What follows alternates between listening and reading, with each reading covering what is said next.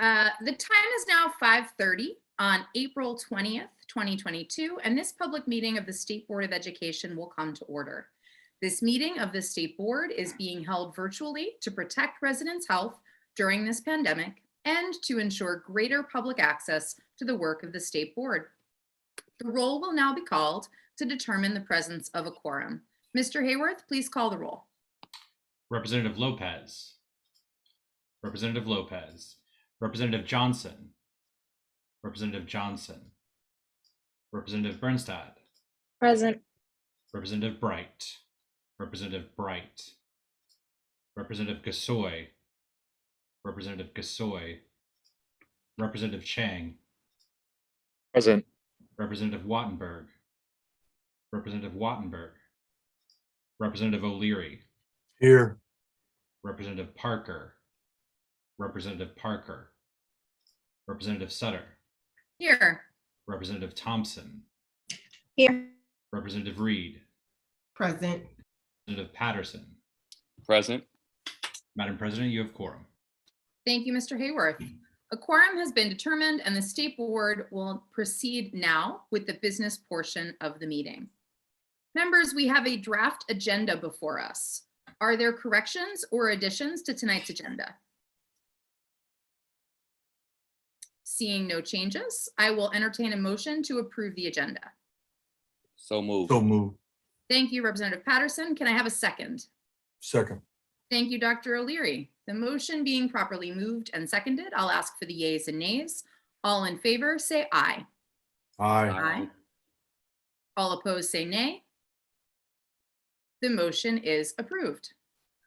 We also have the minutes of our April 6th working session. Is there a motion to adopt the minutes? Moved. Thank you, Vice President Thompson. Is there a second? Second. Thank you, Dr. O'Leary. The motion being properly moved and seconded, is there discussion of the minutes of the April 6th working session? Seeing no discussion, the motion is on adoption of the April 6th working session minutes. I'll ask for the yeas and nays. All in favor, say aye. Aye. Aye. All opposed, say nay. The motion is approved. Good evening. My name is Jessica Sutter, Ward 6 representative and president of the DC State Board of Education. On behalf of the members of the SBOE, I welcome our guests and our viewing public to our Wednesday, April 20th public meeting. It is being held virtually due to the continuing coronavirus pandemic. The video for all of our meetings, including tonight's, are posted on our YouTube page at DC SBOE and rebroadcast on the District Knowledge Network. Tonight, we will continue our work related to the revisions of the district's social studies standards. This is an area of deep personal interest to me as a former social studies teacher, and I'm very grateful to our panelists for joining us tonight for what I know will be a fascinating and informative discussion. Although the State Superintendent's Office has not yet released a draft of the new standards for public comment, the State Board is continuing its due diligence by seeking expert advice on what we should be looking for when the standards are released. I also want to note that the state assessment testing window is open and schools all across the district will be giving PARCC and DC Science exams for the first time in 2 years. The data from these exams will be vital to our understanding of student academic progress throughout the pandemic. This is a year to set new baseline understandings of where our students are, so we can continue to help them grow and progress academically and to recover from 3 challenging years of schooling. I do remain concerned, however, about how assessment results may be used. I urge LEAs and the mayor to ensure that this year's assessments are used solely to identify systemic and localized gaps in students' educational experiences. To do otherwise, in my opinion, would be unfair to our students, our teachers, our school staff, who've surmounted the biggest crisis for education in our lifetime. I caution all of us to use the assessments for understanding and not for punitive reasons. Tonight, we'll also consider ceremonial resolutions to celebrate and honor the 2022 School Librarian of the Year, Ward 6's own, Casey Boyd, and recognize Community College Month. Before we continue with our meeting, I would like to take a moment to honor and remember the lives we have lost to the COVID-19 pandemic.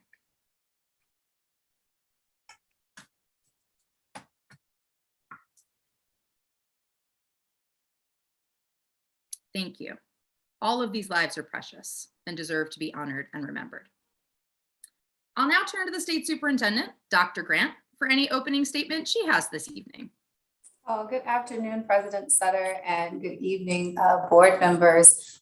Before I start my formal remarks, I did just want to acknowledge Representative Chang and the great work he's doing in literacy. We had the opportunity to host our literacy convening. Goodness, it feels like it was months ago, but it was not. And it was such an exciting opportunity to talk about all of our investments in literacy. And so did just want to publicly thank you for your continued partnership. We really are blazing trails in literacy in the district that other jurisdictions are following. And so just wanted to acknowledge amongst board members a true thank you for that work. And I know you're going to push us to do even more. Good evening, board members. It is always a pleasure to be with you. And I wanted to take a couple of moments to touch on some topics raised by President Sutter and then frame out what the work of April and May will look like from OSSE. Starting with giving you an update on where we stand with our social studies standards. I want to take a moment and frame out where we are, where we hope to be, and acknowledge the work that's going to occur with you all this evening. It's safe to say that social studies is very important to me. Like President Sutter, I was a social studies teacher, a political science major. I have a dual degree in political science, African-American studies, and I minored in history. And so I fervently believe in the importance of social studies standards and what it means to building and shaping a democracy. Our standards need revision and review. And I'm glad that we've taken on the work. And I'm glad that we've taken on the work in partnership with you all on the state board. I think many of us know that the standards have not been revised since 2006. And yet we find ourselves in a 2022 that's unlike any other. And so as our nation and communities grapple with historic inequities, it's important that we have standards that students will learn that are honest and inclusive and represent the diverse backgrounds in our society, but also standards that are balanced, that grow our children into critical thinkers so that they can be committed citizens to forming and shaping our democracy. The board has really led important work with this guidance around adopting principles for our standards. We at OSSE convened a technical writing committee that produced a draft set of standards. And as you know, we were looking to begin public comment on those standards this month. Unfortunately, as I informed board members earlier this week, we will not be doing that at this time. And I want to frame for our board publicly and the broader community that's watching why we are at this juncture in our timeline. As I said, the standards have to be instructionally sound, they have to be historically complete, and they have to be factually accurate. And currently, I still have reservations about the draft standards meeting the bar for that, even at this first round of public comment. And as I've told you all, as a former social studies teacher, I'm sensitive about those things: instructionally sound, historically complete, and factually accurate. It's important that we get that right. If we were to release anything less than that, it would compromise the work that everyone has come together to do. That said, I'm really proud of our efforts to center our standards on equity and the marginalized voices that have been silenced for too long. Even as I reflect on my ancestors and their journey to this great country, it's important to acknowledge that work, and it's important for our children to understand, have deep understanding of the space that they occupy. It's courageous work, it's vital work, it's important work. We live in a time now where there's an effort to recenter our history, and it's controversial to some. And that's why, collectively, if we want this work to succeed, we must have standards that are factually and instructionally beyond reproach. And as your superintendent, I do not want to jeopardize our work of telling the truth about our history. I believe that if we are to put forth anything that is deeply flawed to the staff, to the standards, and to the public right now, it would do just that. The standards are the work of our technical writing committee, and this committee was charged to revise standards in a manner that was responsible to the board's guiding principles. And I'm pleased to see that the standards increase the rigor in social studies. They're designed thematically so that students can engage in big ideas and concepts critically rather than just dates and names. I'm also excited to see such an emphasis on civic engagement and participation in the standards. Yet, in some cases in the draft standards, we've lost some of the foundational knowledge and skills necessary for students to engage in higher order thinking. And so on the one hand, I'm giddy about the standards, and on the other, I'm like, oh, we actually have to make sure that we are building the bridges of knowledge so that our students can become the critical thinkers we need them to become. We need to ensure that the standards honor the essence of the guiding principles and ensure that all of our standards are provided with salient and necessary foundational knowledge and skills to be successful throughout schooling and throughout their life. Yet, with all of that foundational understanding provided to you all, we will move forward. That starts this evening with an important discussion with accomplished educators and subject matter experts on what make strong social studies standards, and we will be listening in on their thoughts. I've also charged my team with another round of revisions of the standards that address some of the concerns that I've outlined with you all this evening, and I know that the technical writing committee still has some outstanding issues that they want to address. The scope of their work will continue to be working on the draft standards to improve the instructional quality and their historical content. And I remain confident that we will have a strong product that reflects the guiding principles adopted by the State Board of Education. Further, I'm sure that these standards will be a product that we can stand behind proudly, and we will have to stand behind these standards proudly as collaborative partners and stakeholders committed to the education of our children in Washington, D.C. And I still aim to have this work done by the end of 2022. So I wanted to frame for you all quite transparently why we are behind schedule, but why it's important that we do this work, because this work must be worthy of our students, our teachers, and our residents that we all collectively serve. Really briefly, I want to frame with you all what May will look like with the board, some in response to conversations we've had, but I also just think it's important for you all to know the other work we're working on at OSSE as it relates to our relationship with the state board. May will be a really busy month for OSSE and the state board. At your May working session, we will make 2 presentations to the board of equal importance. They're keeping us awake at night. One is on our attendance policy, and the other is on the engagement that we've endeavored to have to revise our statewide accountability system. The attendance presentation will kick off our work to update our statewide attendance policies, including what many of you have heard of, including the proposed change of the 80-20 rule. We are also going to present our proposal for attendance collection in distance learning schools. We wanted to make sure we framed those conversations in tandem because there will be new guidance going out to schools for the instructional year to come. We also are going to look to have the proposed draft of our rulemaking to the board in June with an anticipated vote for July, so that this guidance will roll out to schools again in advance of the start of next school year. On accountability, we are going to continue to engage our stakeholders through May, and we will be presenting on the feedback that we have gathered thus far from our series of engagements with the public and with LEAs on the revisions to the statewide accountability system at the May working session. We look to have our draft ESSA amendment completed in the first half of June, and we will continue to engage the board on it during the June and July working sessions. So we anticipate a vote on the final version of that amendment at the July regular meeting. So again, on accountability, we look forward to presenting with the board, or to the board, my apologies, at your May meeting, at your June meeting, and at your July meeting. We want to make sure that we are continuing to engage you all as we go on this important journey together. I know that I have said a lot. Thank you so much for affording me the opportunity to speak before you today. And again, I do want to thank the board leadership and other board members. We have engaged in a lot of conversations, and just truly am thankful for your thought partnership as we are navigating realities of recovery, but also the critical work that we have to do as a state agency. Thank you so much, Dr. Grant. It is an awful lot, but it's a lot of good, important work that we're engaged in together, and I appreciate the updates you provided tonight. We're going to move on tonight to our public panel about what to look for in social studies standards. Education standards set the floor for what students should know and be able to do at each grade level.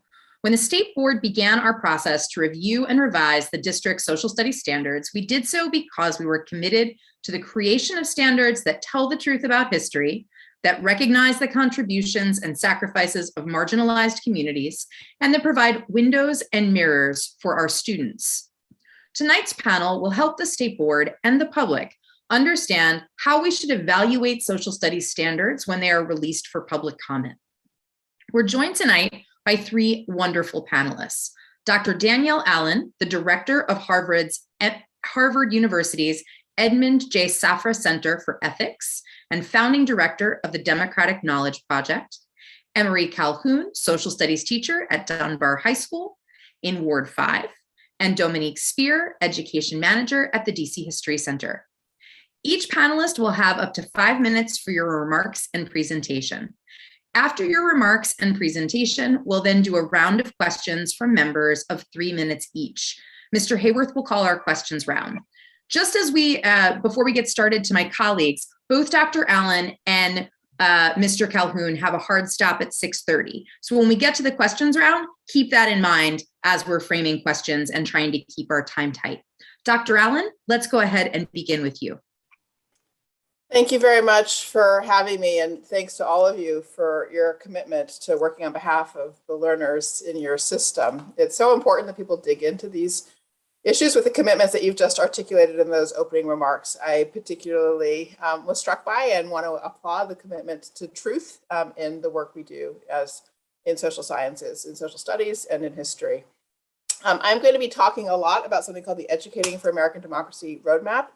I put a link to this report in the chat. It may be familiar to some of you.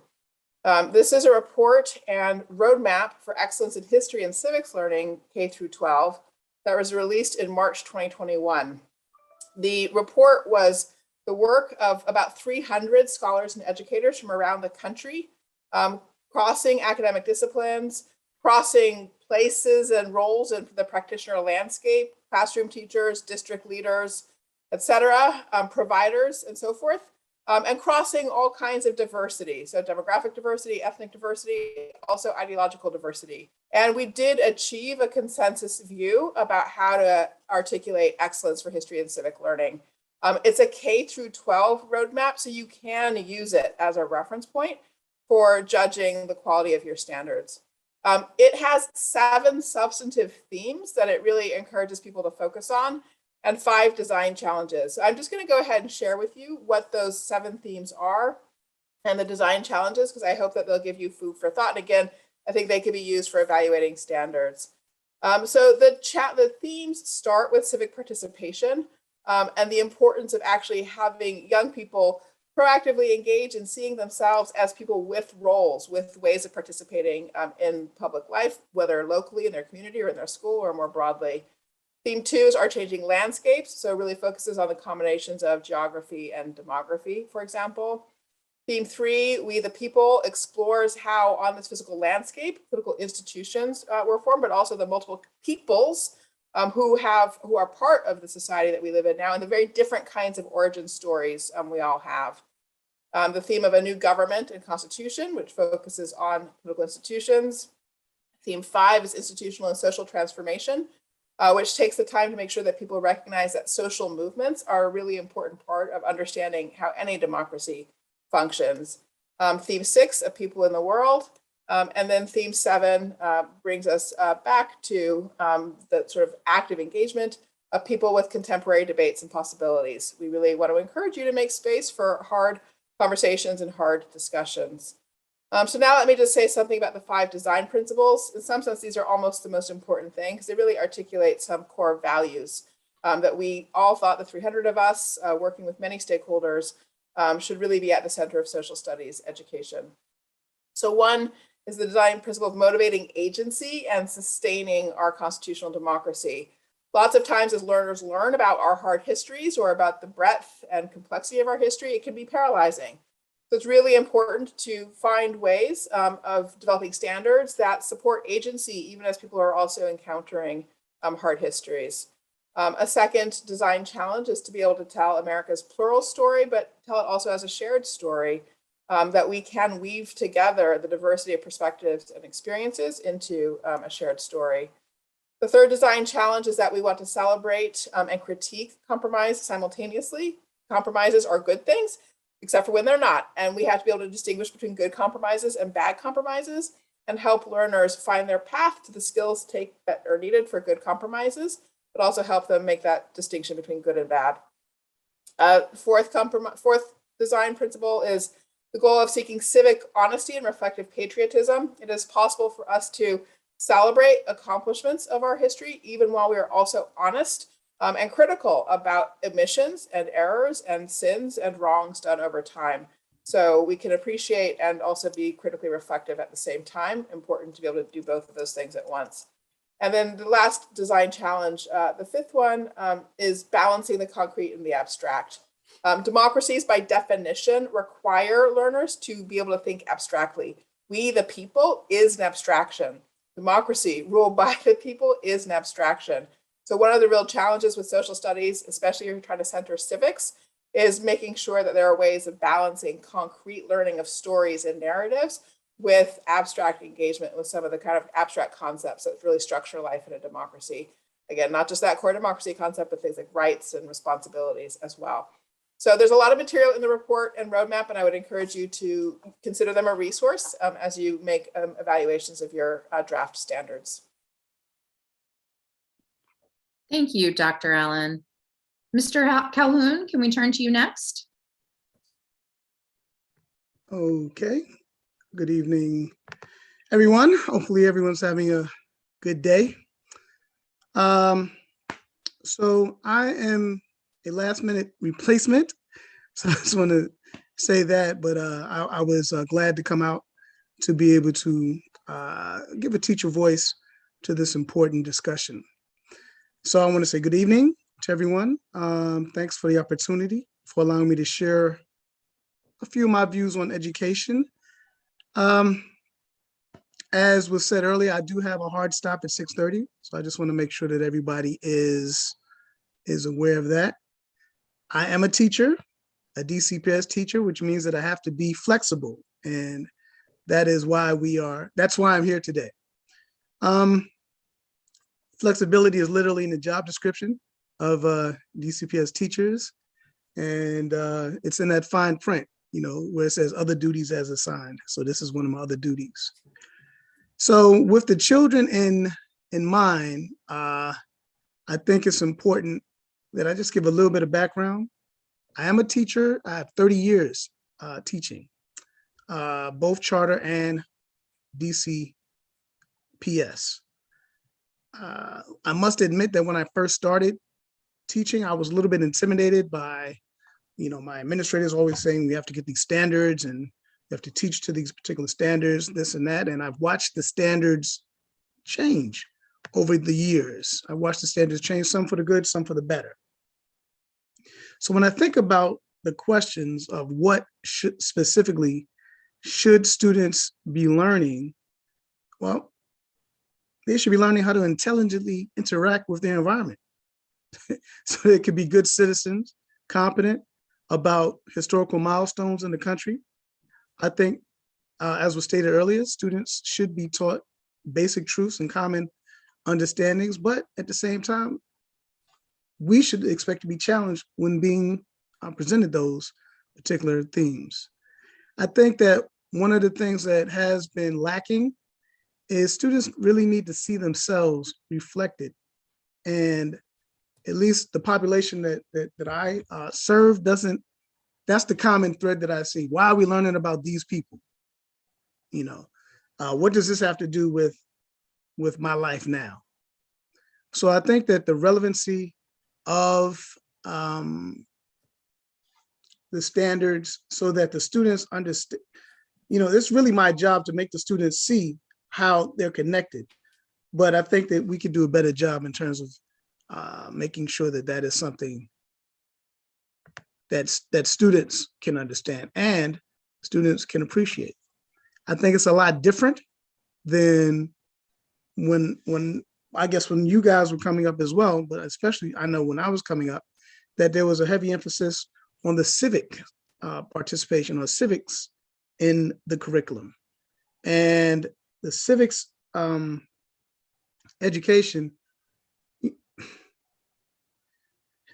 I wasn't going to say, but I'm going to say, you know, they have the show, Are You Smarter Than a Fifth Grader, right? Everybody knows that show. And we cringe as educators when we see individuals on those shows and you know, blow the simplest, what we think are the simplest questions. Am I right? I mean, it's for me, it's grating, like, oh, and then we automatically think about the teacher and back up into the standards, right?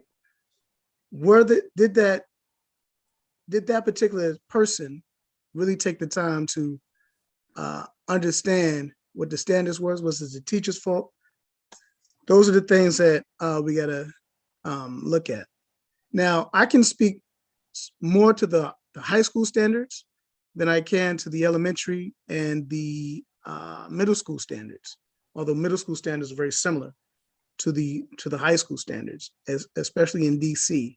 I think we're talking about DC. Yes, we have to teach, of course, US history. And I'm just going to go to our 8th grade.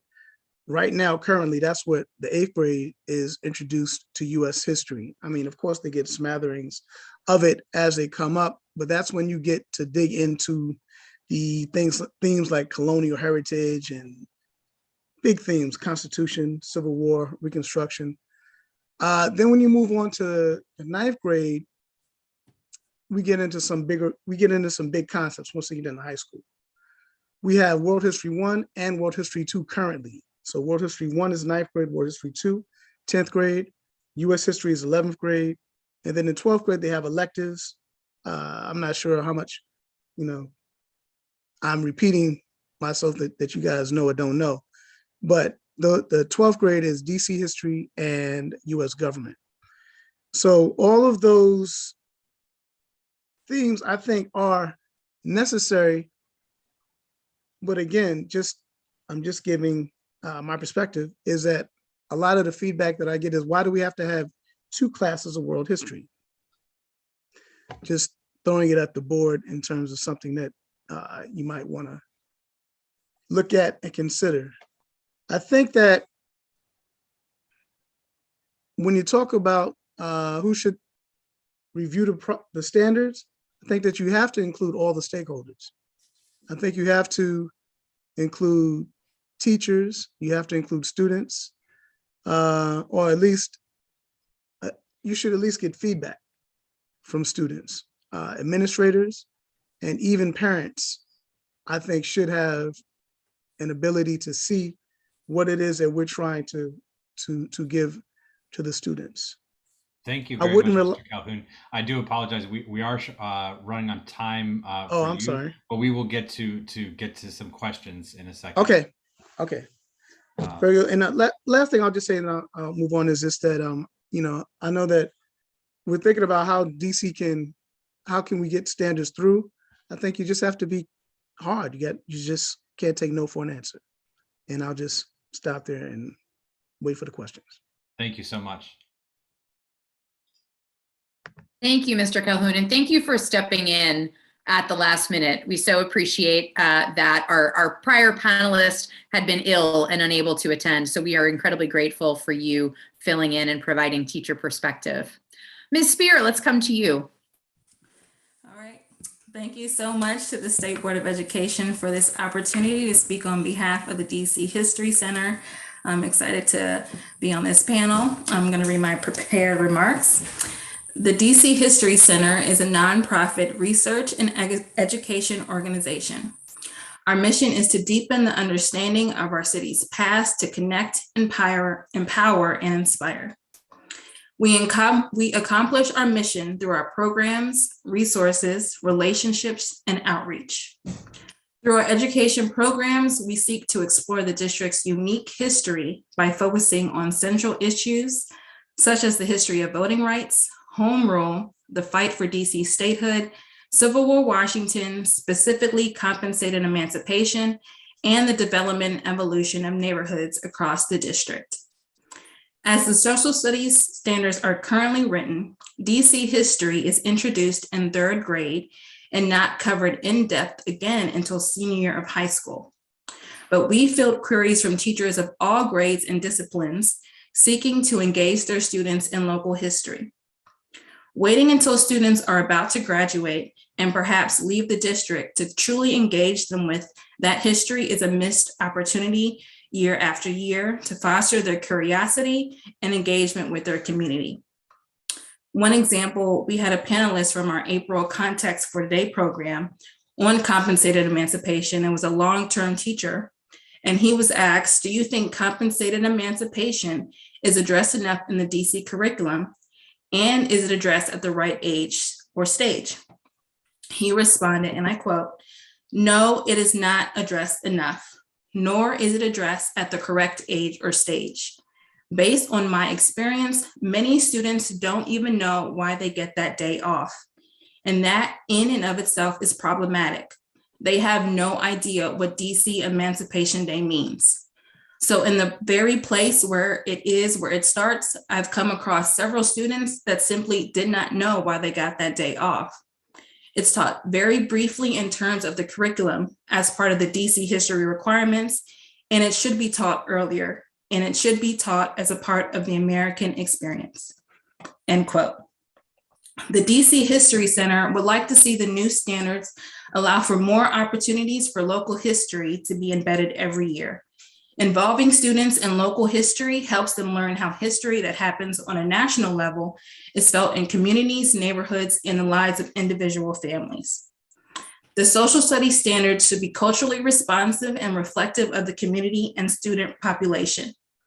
At the DC History Center, through our Washington History magazine, among other endeavors, we aim to highlight stories of unsung Washingtonians, including the roles of immigrants and the Latino AX community. We want everyday struggles and triumphs to be explored for students to be better prepared to understand their part in history. Students should have the ability to think critically or like an historian by asking hard questions, conducting their own research, and sharing their findings with their peers and others. This helps to personalize and make what they learn more relevant and meaningful. We hope the new draft standards offer opportunities for students to become civically engaged within their communities, to be inspired by the DC activists of the past and present, and to see themselves in the DC story. We look forward to seeing the social studies standards during the public comment period. We will circulate calls for public input, and we would be happy to facilitate a public meeting for K-12 educators at the DC History Center as part of that outreach. Thank you again for the opportunity to speak. Thank you so much, Ms. Spear. Mr. Hayworth, will you call the question round? Yes, thank you so much, Dr. Sutter. Members, we will be following our normal procedure. Please use the raise your hand feature if you have questions for our panel.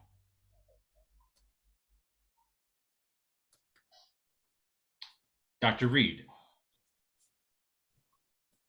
Good evening, everyone. And Ms. Spear, really thank you so much for offering, or the DC History Center offering that level of support, as we are often figuring out the ways we can most authentically engage our folks in the city around all of our issues. So thank you so much. And we are looking forward to that event, or just whatever the series of engagement is. Let me see, Dr. Allen, I think I have two questions.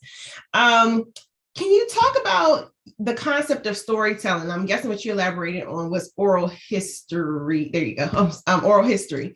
And talk about how does that fit, and how do we balance the concept of, I guess, multiple narratives in our standards? Because I think that's a big piece of it, and based on some of your comments. Thank you. I did talk about multiple stories and narratives, and oral storytelling can be a part of that. I had not meant to call out oral storytelling specifically, what I had meant to underscore was that for young learners, just stories and narratives are an incredibly important part of social studies learning. We learn history through stories. We learn key concepts about our political institutions from stories about how people try to use them. So in other words, in contrast to approaches to education where you sort of say, here's the list of the 3 branches of government and so forth, let's have a story of somebody who tried to bring change. To bring change, they had to connect the legislative branch of their government, for example, or they had to bring a case to court. And in the story of real people who actually have brought change, learners can acquire, all the information about how the institutions work, as well as understanding the kind of components of agency. What did the sort of experiences of motivation and allyship and so forth that people had to bring to bear to get something done? How did that play in? So then your important question is, given how many kinds of narratives there are in our society, how do we make space for all of them? And so I think one of the things that we really encourage is spaces in the standards that give learners the opportunity to bring stories from their context, their families, their lineages to the table. And it does mean then that actually, honestly, there's a very serious burden on professional development.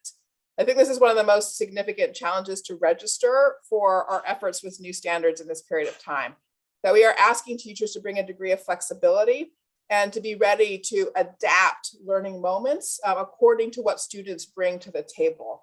And educators really do need support in that. So I really want to call out professional development as a key part of any effort to introduce new standards.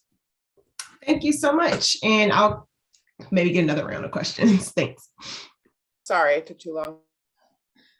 Thank you very much. Representative Thompson. Good evening. Thank you to the full panel first. Ms. Beer, we're what is it called? Discouraged from using the chat, but I'm obsessed with your hair. It's beautiful. So I wanted to tell you that. Second, I don't think I've actually been to the DC History Center, but I would love to know more about it. I'm curious if you have any existing partnerships with schools?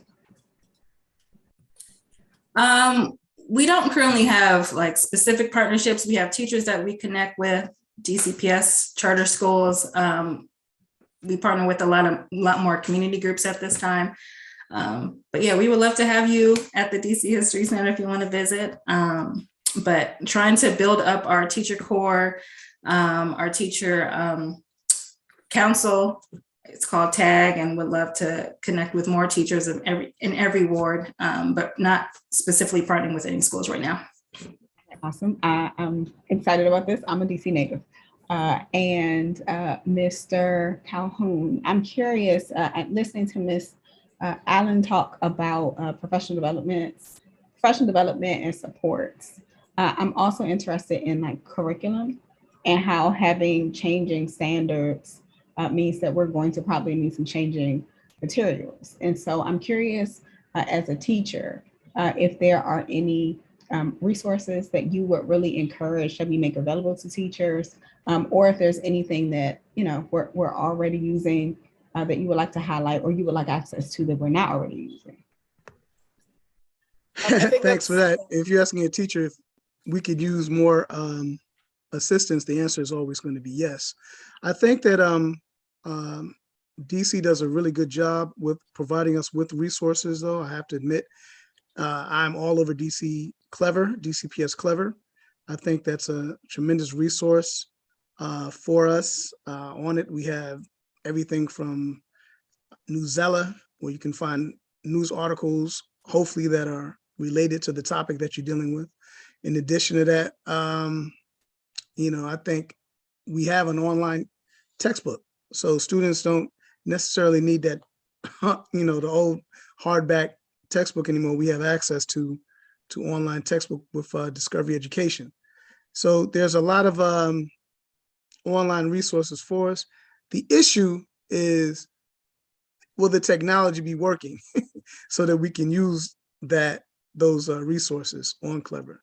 So again, DCPS teacher, you have to be flexible, and we do the things that are necessary in order to be able to allow the students to get the most benefit. That's super helpful. I don't know if I can give Ms. Allen my last, I'm gonna call it 10 seconds. I'll just say briefly, Massachusetts has a good example. Massachusetts changed social studies standards in 2018 and then was able to also secure investment from the state legislature. So I don't know what the equivalent would be in your context. But in those investments supported curricular innovation for schools and districts. So sort of a grant making program. And I think that's actually, you do need to do that. I'm really grateful, Ms. Spears, to hear about the work of the History Center, because I think successful curricular development does require partnerships, linking to nonprofits like the center, linking to local colleges and universities as well. Thank you very much. Representative Chang. Thank you. Dr. Allen, I actually had a similar question, but would love to hear more in detail if you have advice on other states besides Massachusetts that we might look at. And looking through the EAD's state standard guidance, it does look like a process, right, rather than a technical guidance. And I'm curious at the stage of the process that we're currently at in DC, if you have any more specific advice for how we make sure that we move forward in alignment with what you and your colleagues have found to be most successful. Thank you for that. So the EAD Implementation Consortium does have a task force that's been working on state standards and is just on the verge of issuing a report. It would provide more technical support in that regard. So I can connect your body to the people leading that work. So we can do that as a follow-up. So yes, happy to do that. And they could also direct you to the other states that are a little bit, just only barely a half step ahead of you in this process. So you are among the leading set of jurisdictions. And Mr. Calhoun, I'm curious from the teacher's perspective, what you see as the barriers to doing the work that you want to do. Who's in the way? Everybody. No, honestly, it's not so much who's in the way. It's just that I think that when you're on the ground level, it's what we need is the ability to overcome those obstacles that the students come in with. Because once they're in the classroom, we want to be able to teach that student, but that student is bringing so much baggage that creates an issue. So more supports in the school, social workers and that kind of thing helps to be able to deliver instruction overall. When it comes to this conversation around standards, though, you had said that, if they disagree, just keep pushing it through in your statement. And I'm curious there what you meant by, I guess, when you say that, it sounds like you've had experience trying to push something through the school that has had resistance then. Well, I mean, I've been in education for 30 years, so yes, I've had resistance to different ideas that I've had. But what I'm saying is that it's important for not just the teachers, but it's important for the students to get the supports, because if the students have supports, we have supports. That's really what I'm trying to say. I can teach, that's no problem. I need to be able to have the student there to be able to teach. Okay, thank you. Thank you very much. Representative Wattenberg. Hi, so my first question is for Ms. Allen, and we'll see how far we get. You talked about the Massachusetts standards. DC standards were based on the prior set of Massachusetts standards. And at the time, both DC and Massachusetts were really widely applauded for those standards because, first of all, they really did expand diversity in a way that hadn't been common prior. And also they did something that really no other states had done before in this way, which is to really, as you say, focus on historical narrative, and did it in a way that really helped build civic and historical knowledge, which helped people understand, as a foundation for later history, but it also helped kids understand stuff so they could read the newspapers. It helped reading comprehension. So they were very good when they were adopted. I remember myself being excited about them, but many years have passed and we know a lot more. We know what they were good at, what they weren't. So I'm curious, from where you sit, what did Massachusetts really strive to change and what did it strive to keep? And this can be either sort of abstract or concrete, to use your language. I'm interested in, I guess. Sure. I think the most significant focus of the revisions was to integrate more civics content or focus. It wasn't meant in a sort of old-fashioned way, though. I want to be really clear about that. It was really about being able to put in the hands of learners that, the knowledge, skills, and dispositions they need to become active and effective participants in their communities. So it's knowledge, core knowledge, yes, but there's also an interest in skills and dispositions, for example. And so really trying to integrate history learning with that learning that is about how change happens in any given society, how it's happened historically and how it can happen in the present. Can you give an example of that to make that more concrete about what might have? So 2 examples. So there is a whole year in grade 8 now, a year-long civic education curriculum where that civic component is really supposed to come to the fore. So they have had foundations in history and geography and things like that in K through 7.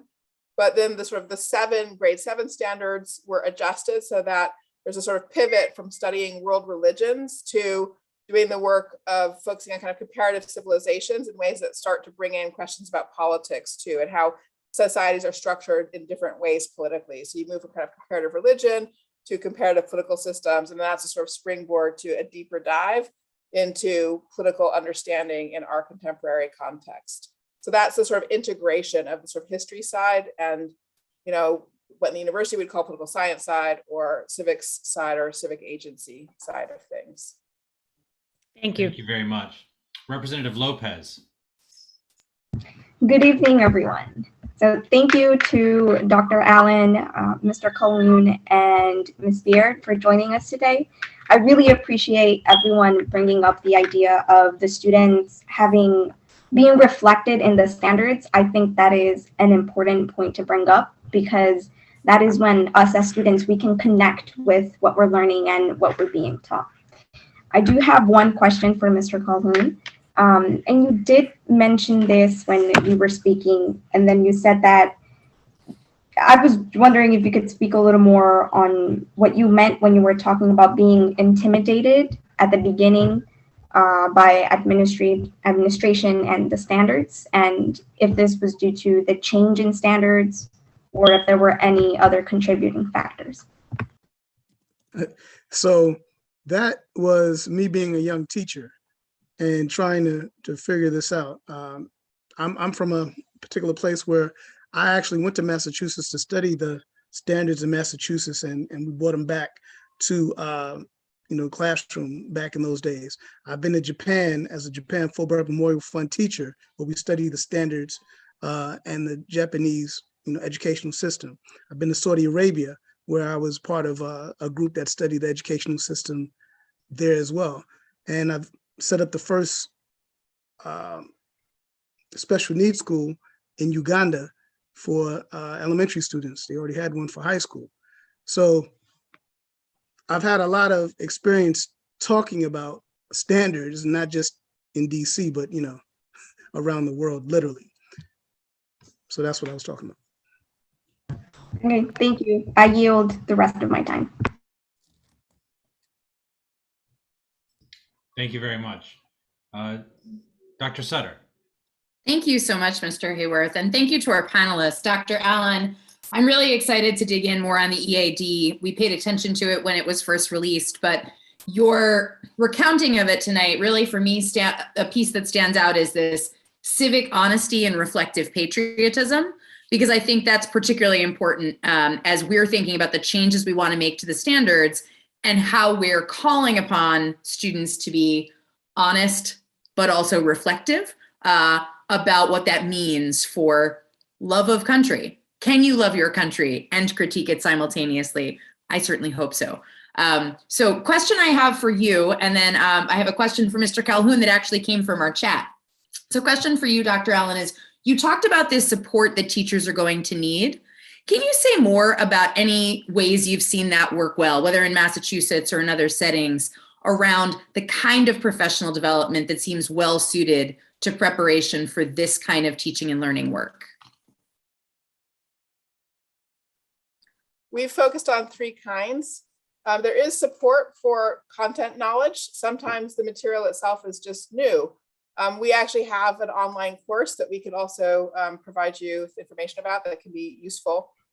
We also focus on engagement with hard histories and difficult conversations. I think a lot of people can use skill building and development on that, so they can do that effectively, achieve that honesty you're talking about, and critical reflective patriotism. And then we also focus on professional development around agency. Lots of educators themselves haven't necessarily themselves had the chance to be full participants. And so actually even giving them the chance to understand their own civic agency can help them a lot in supporting learners in developing their agency, just like Mr. Calhoun was describing his building understanding through experience over time, which was very impressive. Thank you so much, Dr. Allen. Mr. Calhoun, we had a great question in the chat of the live stream that I'm going to read aloud. This question is from Natalie Stappert. Does Mr. Calhoun think the district needs social studies standards that are generally similar to the current standards, or go in a significantly different direction?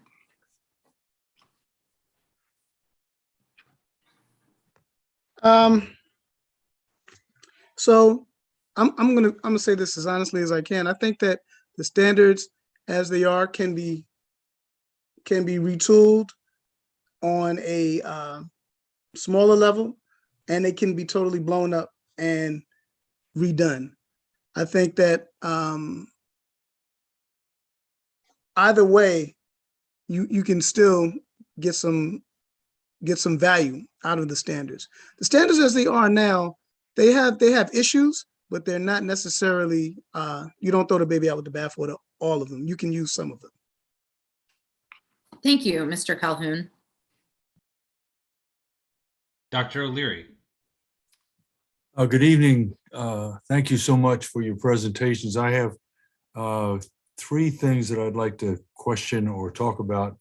The first thing with Dr. Allen is we're in a rather unique situation in DC in that we don't have any representation in the government, in the federal government, and yet we don't have anything that happens that's happening all over the country at our school board meetings. We seem to have a unanimity in how we want to look at the world, and the students, if they're aware of it, are in a time when history is the most important thing that's going on in the present time, because everything that's happening has happened before. And I was wondering if the back mapping of teaching history, it means anything. And I have a question for Mr. Calhoun and Ms. Spears. So I'm not entirely sure what you mean by the back mapping here. I mean, if you're talking about the sort of I'm talking about MED teaching approach. history from the present backwards. Oh, I see. So yes, I think we'll put it slightly differently. An effective pedagogy that is emerging across practice is where contemporary events are the hook to historical events. So not teaching history backwards, but sort of looping. Start with the present event that has people's attention, show people historical foundations. Another present event that has relevance, show people historical foundations. That seems to be a very effective pedagogical approach. Thank you very much. Mr. Calhoun, I have a few more years than you as an educator. I'm in my 51st year now in DC, and I'm an English teacher, but you can't really teach literature if the students don't know history. So that I just wanted to, and I know you agree with me, but I just want that to get out there in the ether, because it's really difficult with allusions and everything to all the things that we teach about in poetry and drama and fiction without the students understanding the history in it. And just one other thing, Ms. Spear, I'm a total advocate for DC history. And I think that the DC history book that we have in DC is probably one of the best history books in the country, in that it really does tell about the history of the District of Columbia, which is tied into everything that's happened in the United States.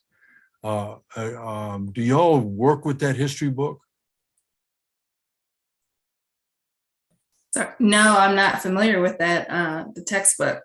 Oh my goodness. Yeah, please share the name of it. It's called The City of Magnificent Intentions. Okay. Which is a really interesting title in its own way. But it's just fabulous. You need to get your hands on that as quick as you can. Yeah, thank you for sharing Okay, that. thank you. Representative Parker. Thank you all for your testimony tonight. Two thoughts. One is around experiential learning and what ways you've best seen that incorporated into social studies standards. And so if you want to tackle that first, and maybe we go to Ms. Spear and then Ms. Allen and then Mr. Calhoun. Yeah, I will say, being a museum educator, it's all about the non-traditional type of learning and trying to appeal to all grade levels, all subjects.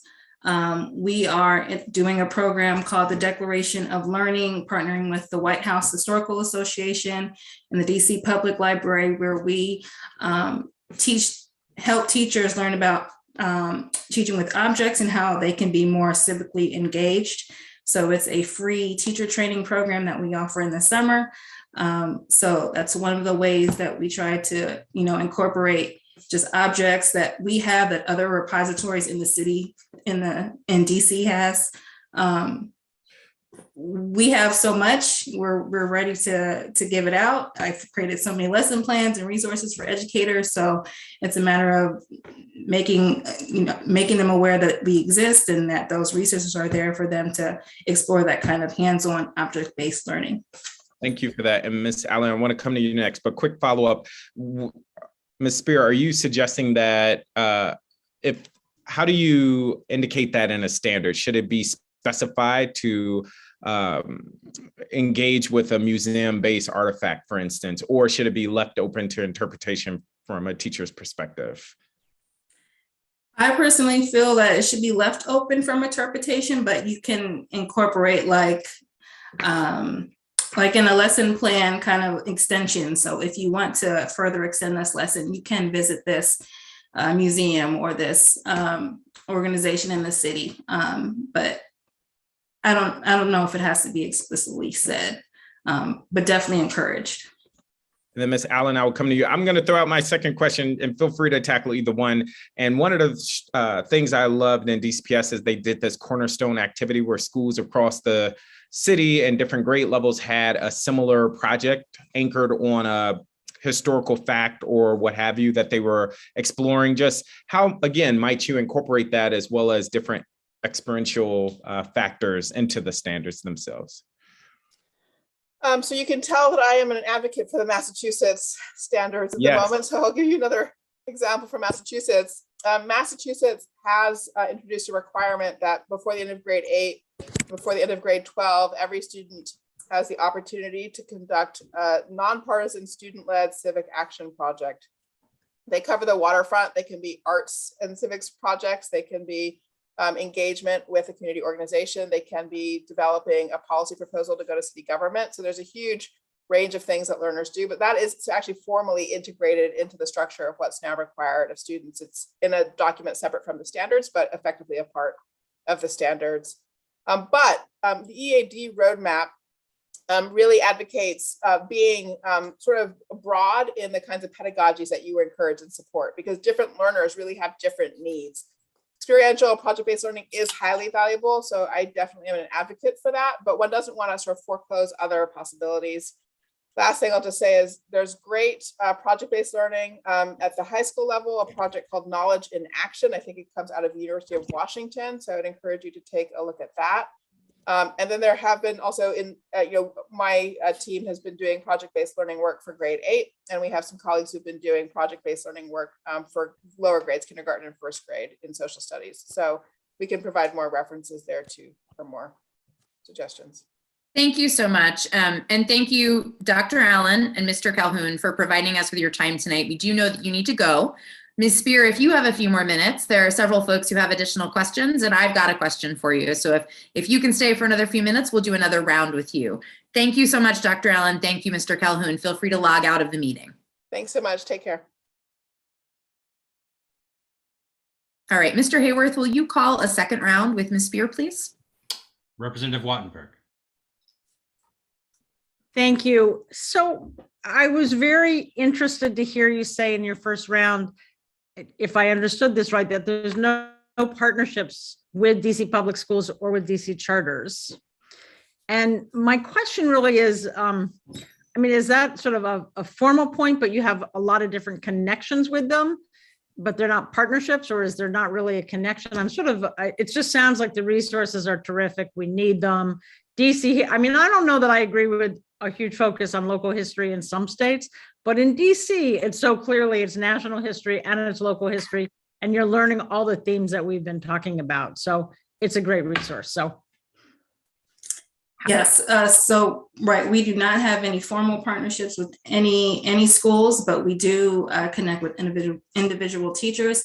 Anytime a teacher reaches out to us or to me personally, you know, we try to answer them and point them in the right direction.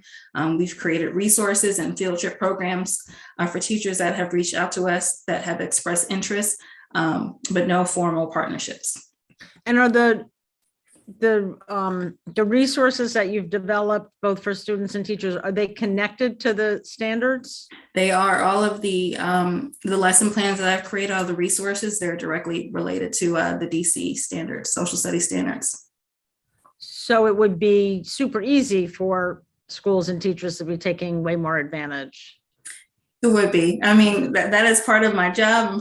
I just started in August, so I'm fairly new to the organization, but that is a big part of my goal to get our resources out there for teachers to be aware to utilize in their classrooms. Well, that's great. Well, I hope some are watching now and can, follow up on that. And maybe we can help you as well. Okay, thank you very much. That's what I wanted to know. And I have to go off for half an hour and I'll be back to my colleagues. Thank you very much. Representative Reid. It's fair.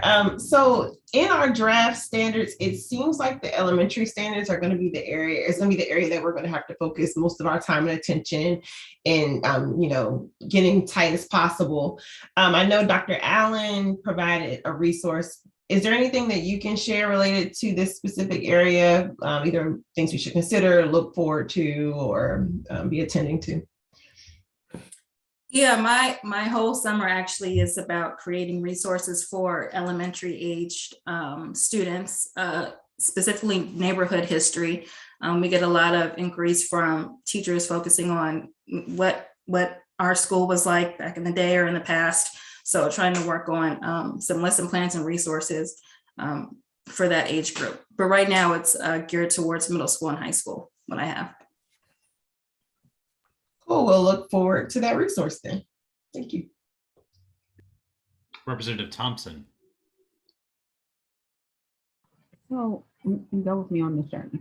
Representative O'Leary mentioned that we have a textbook for DC history. I will be honest, I'm not that old, but I never took DC history growing up in DC. I do recall going to an author's talk for the authors of Chocolate City.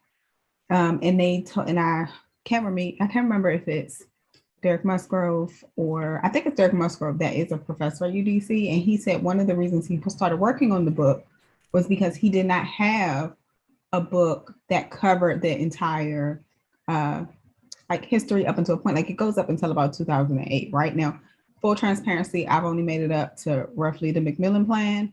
But I am curious, when I go to you all's website, there aren't a bunch of results for like DC history as resources. You mentioned that we cover it in third grade and then we don't cover it again until high school. And so I'm curious if you see challenges with materials to support a greater in-depth coverage of DC history in classrooms.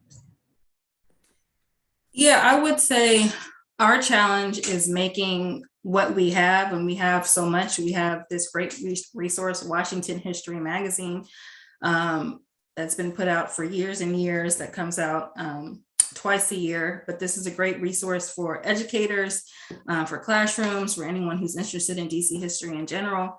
But that's a great resource. I think we have so much in our collection that we just want to get out.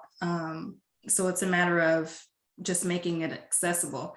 But I think there's information out there. It's just maybe people don't know where to go, or maybe it's not populated in a way that's easily accessible for everyone. But I think there are resources out there. Do you see a need for like further curation or even adaptation to make sure it's accessible for a range of grade levels? I do. And that is, once again, part of my job, what I'm focused on. So excited I started already with a few lesson plans and resources, but we want to keep growing. Like I said, I started in August, so we haven't had anyone in K-12 education since like 2006. So new territory. Well, we're happy to have you. I put the link in the chat to what looks like a bunch of work that you're responsible for, because schools can take field trips and other things to the history, and I didn't know that. So I'm excited. I signed up for the event. I'm coming. So thank you. Thank you. Representative Sutter to close out. Thank you, Mr. Hayworth. So I'm just going to put in a bit of a plug for the DC History Center. So Ms. Spear was kind enough to join me and to invite me to come take a tour. So it's in the Carnegie Library space downtown, and it's up on the top floor. One of my favorite parts of the visit, and I think Ms. Spear might remember that I literally spent time cooing over these enormous photos. They have these supersized versions of historic photographs blown up to life size, including school pictures and pictures of Black debutantes and their escorts who at the time were unable to be in a ballroom because the ballrooms in DC were segregated. So they were at the Uline Arena. And it's an amazing way to immerse yourself in elements of history. I geeked out on it as an adult. I am certain that our young people would notice many different things in the photos. Also want to shout out the Washington History Magazine. I have a lot of copies if you are interested of different editions through the years, but it's a history, social studies nerd dream.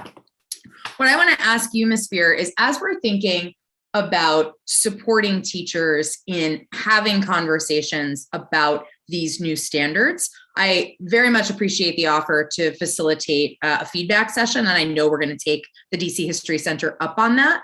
What kind of things are common to the professional development you're creating that you think we ought to keep in mind for professional development of new standards overall? So same question I asked Dr. Allen, but want to learn from your expertise. So we get questions from teachers.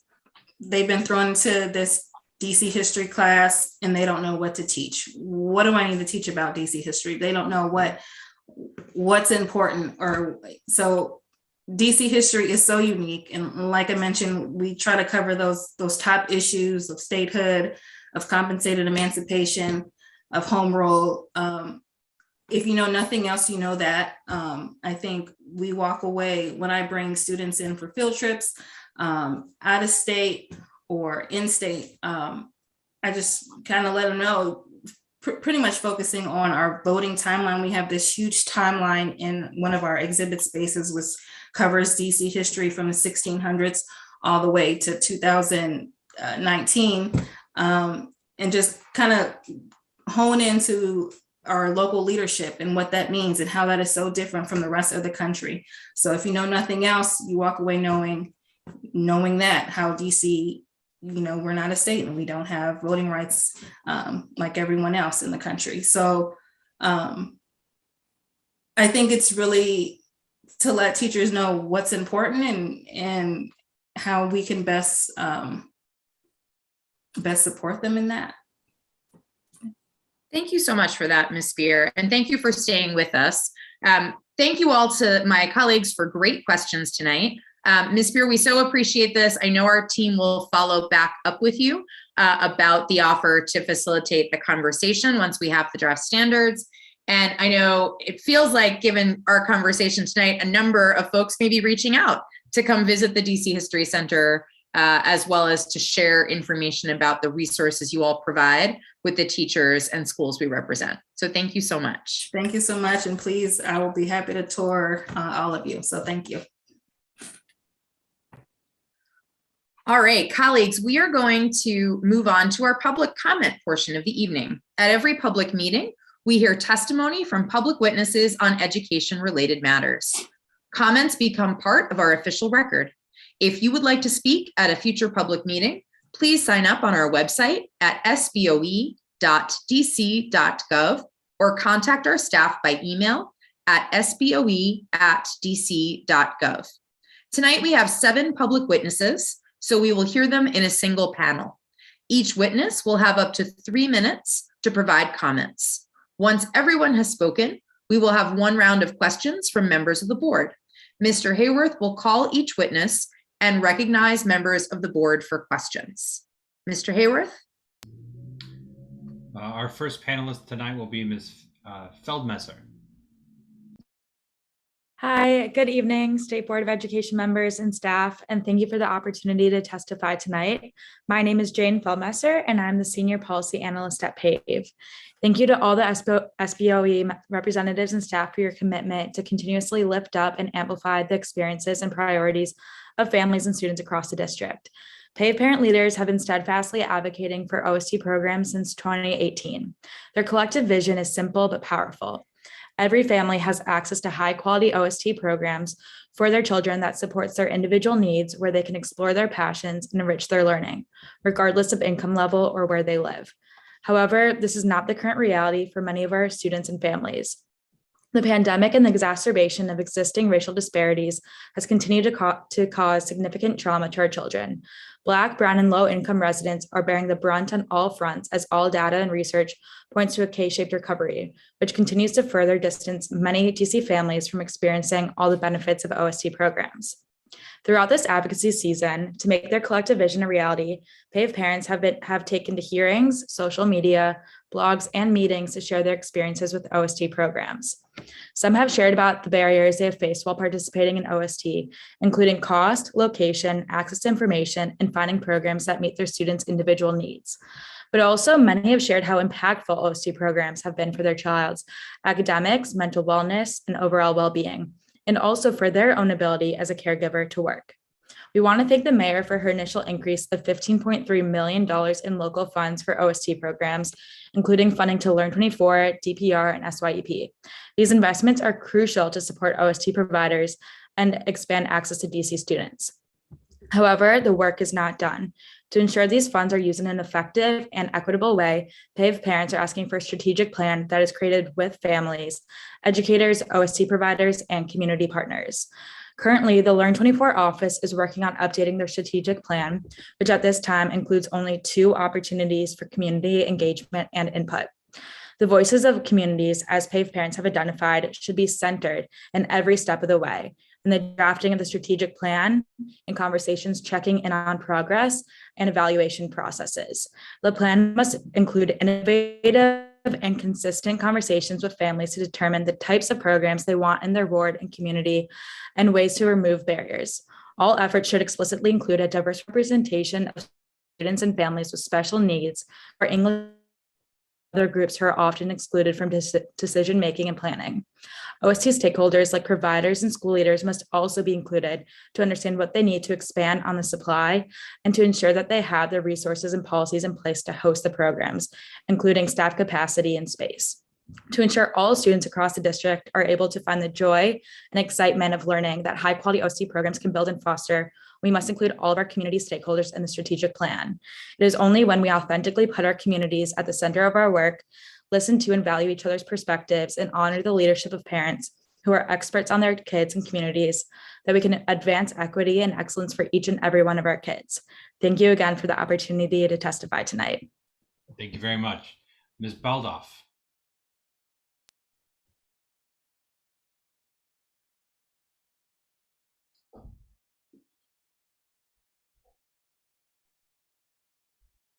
Ms. Baldauf, you can begin whenever you're ready. My apologies, I was on mute. No problem. Hi, I'm Chloe Baldauf, a current undergraduate student at American University, and I live in Ward 3. I'm a community member with experience volunteering in urban classrooms and with at-risk students.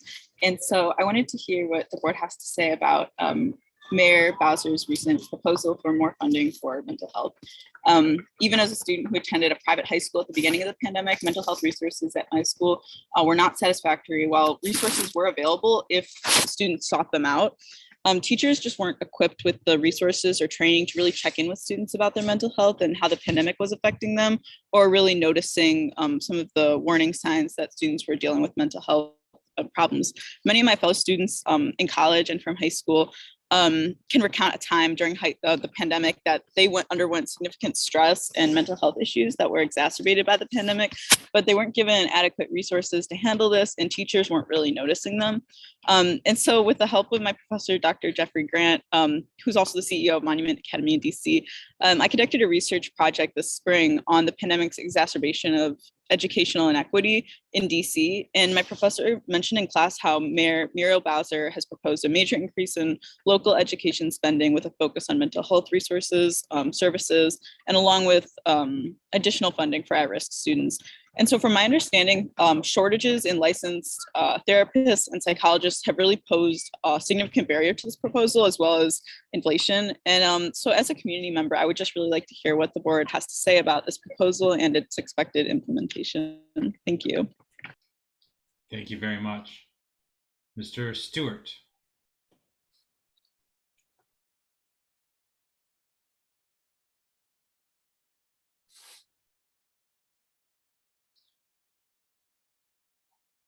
Mr. Stewart, are you with us? Yes, I'm sorry. Hi. I was looking at a different ordering. It's let me see. Hello, everyone. Good evening, District of Columbia State Board of Education support members in DC, DMV, family, and friends. We are looking at a school year, 2022-2023, that now has a certified full-time librarian to be hired and delivering incredible services to each school and each ward in Washington, DC. So I definitely need for each of you all to give yourselves a round of applause, because you all have allowed for this to be made possible in a huge way, along with DC Council and every single beautiful student and faculty member and staff member, and also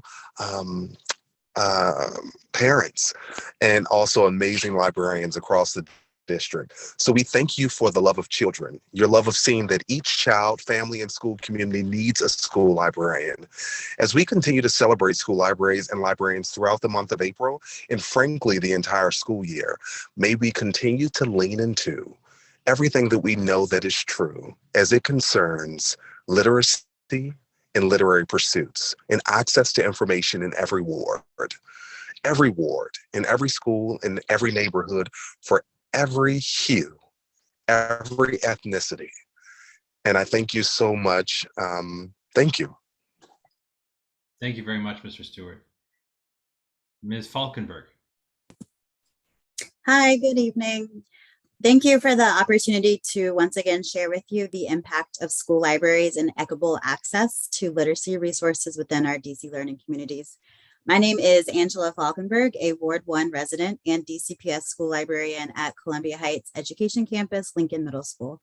Last April, I highlighted the irreplaceable work by DC school librarians during remote learning and our recovery from the pandemic. With your support and the tireless efforts of librarians, educators, students, families, and community partners, we saw the passing of emergency funding led by Councilmember Lewis George and the introduction of the Students' Right to Read Amendment by Councilmember Allen.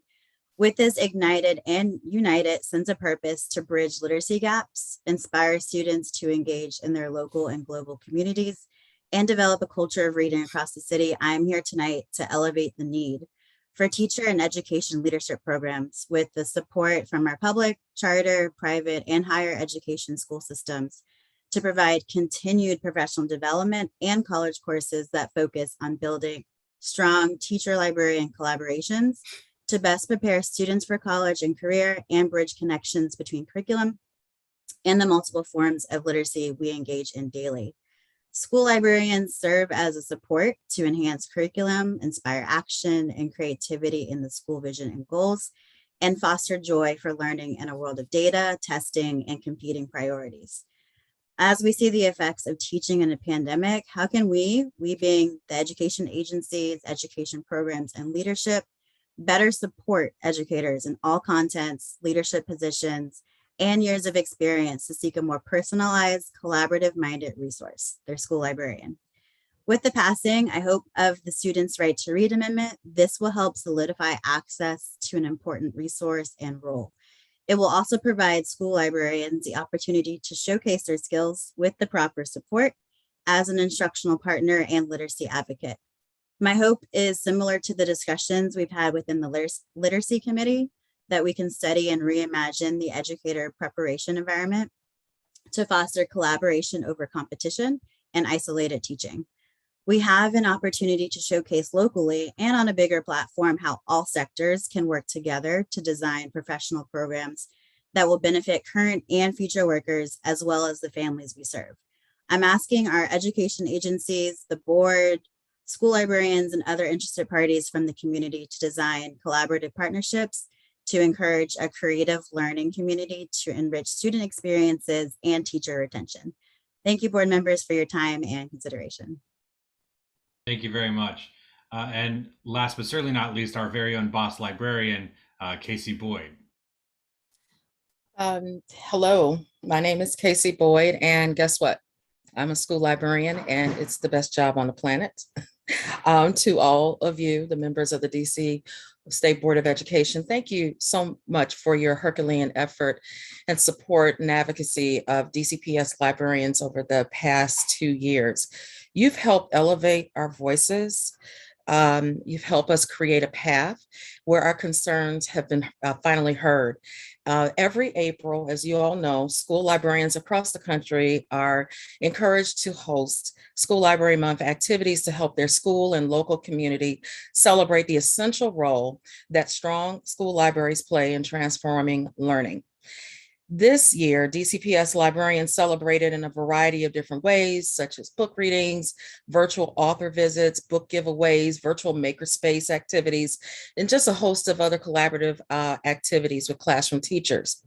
On Twitter, the District of Columbia Library Association and the DCPS Library Department have joined in forces to celebrate librarians across every ward across the city. So I encourage each and every one of you to follow the hashtag DCPS has librarians, that hashtag, to see all the wonderful events that are taking place in our DCPS libraries.